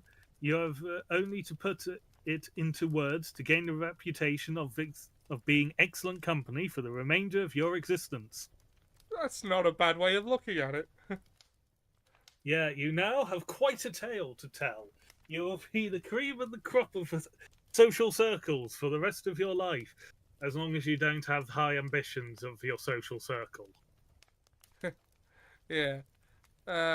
So, a bit anticlimactic in the way that the villains got away, but it was a good story all the same. Yeah, I'd say it's one of the simplest stories. It's just sort of because a lot of it is well, it's much more A to B to C than a lot of them. There isn't sort of an aside to D when you're between A and B. So much. It's not. Oh, I'm struggling to describe it now. But it feels like a simpler mystery in the way that there isn't a mystery so much to it. Like we know exactly every element of the crime from the off, apart from exactly what they were doing with a hydraulic press. But the clues are still pretty much there. Well, metallic cross and the people at the time were with any knowledge of what hydraulic press were used for at the time, because nowadays my main knowledge of hydraulic press use is to make YouTube channels of Will It Break? Yeah. X under is hydraulic press, which can be quite enjoyable. Yeah. The answer is usually yes. Yeah. No, I saw one where it actually set fire to thermite with the pressure it applied to it. Oh wow. Which was interesting. Yeah. That's irrelevant to Sherlock Holmes. Thermite wasn't about at the time. But yeah, it is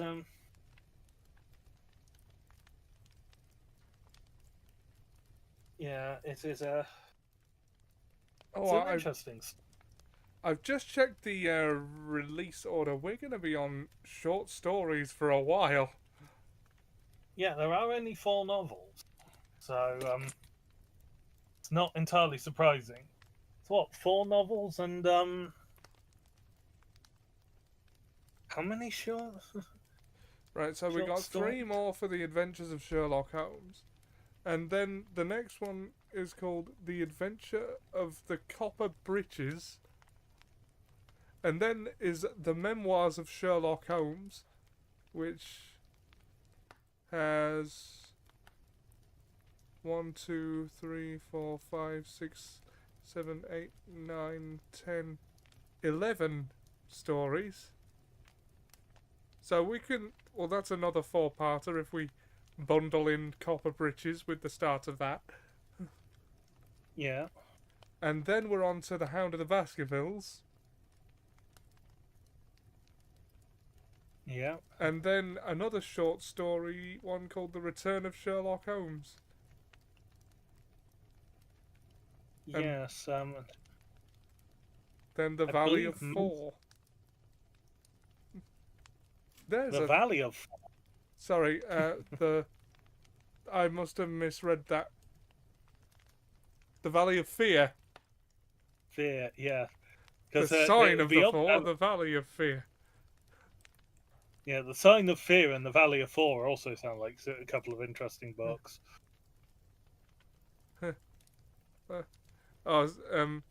Seb said, I know someone who lost his 2 front teeth last month. I saw him yesterday. I should have said that to him. How many times thus far has Watson said, no shit, Sherlock? None yet. No. And then he says, the joy of cooking Sherlock Holmes. Yeah. Reading this, there are 4 novels and 56 short stories. Ah. Yeah, so the short stories definitely outweighed the novels. Yeah. 56.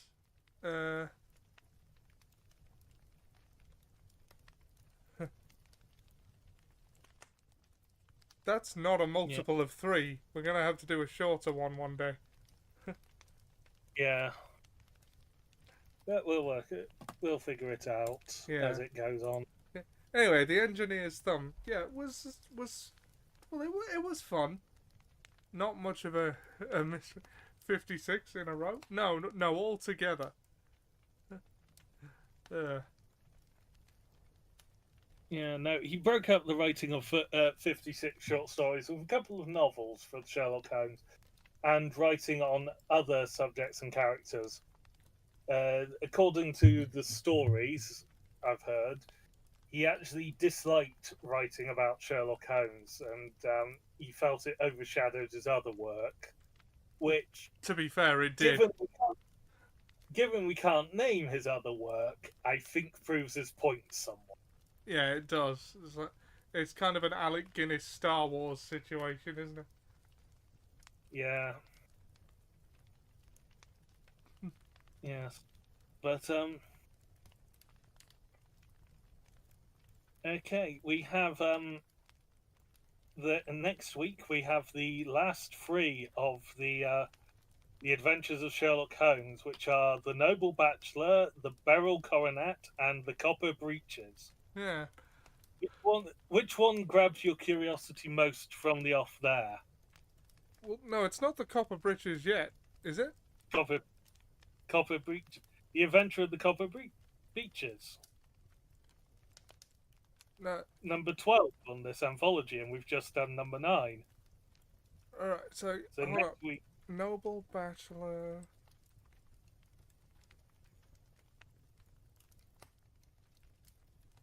I thought the Copper Breeches was the one after the end of. No, it is. It is. Yeah.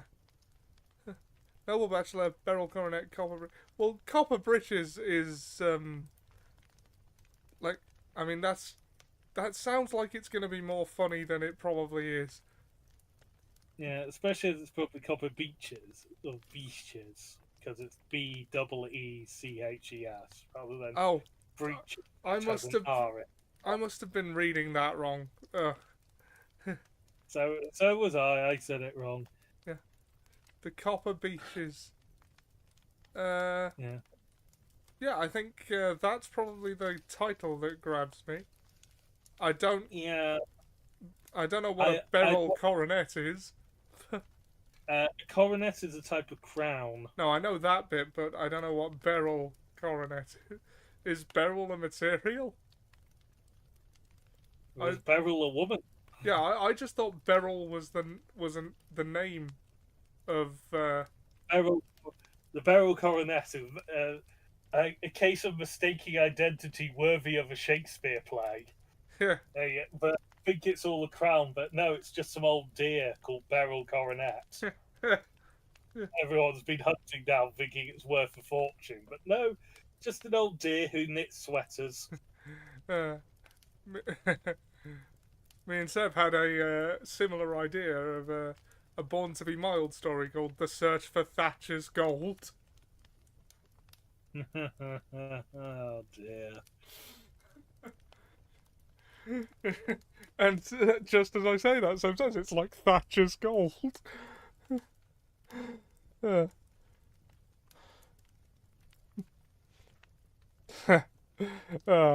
Well, we hope you enjoyed listening to us recap and talk about these stories. These are fun for me, at any rate.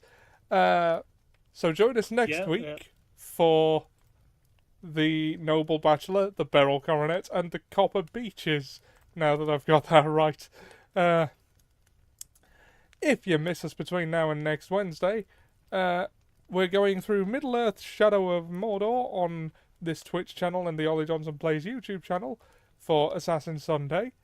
And on Tuesday, on twitch.tv/eclectichawk, I think we're starting a new D&D campaign, or we're having a session 0. We may not be doing a stream at that point. I'm a bit muddy on the details. But that is the slot to watch for our D&D shenanigans. We recently finished Goblins vs. Strahd. Yes, we will be returning on twitch.tv/eclectichawk with the next campaign, but it may be a week or two before we do the next stream for it. Yeah. We will keep you updated as we know, but yes, we have Sunday, Assassin Sunday is the Shadow of Mordor, as said, and then Wednesdays is Tome Raider, where we will be trying to finish The Adventures of Sherlock Holmes. And trying not to giggle like schoolboys at the mention of ejaculation. And other archaic uses of language that sound dirty today. Yes. But we're not at the time. Yes. Right. Thanks for joining us. We will see you next time.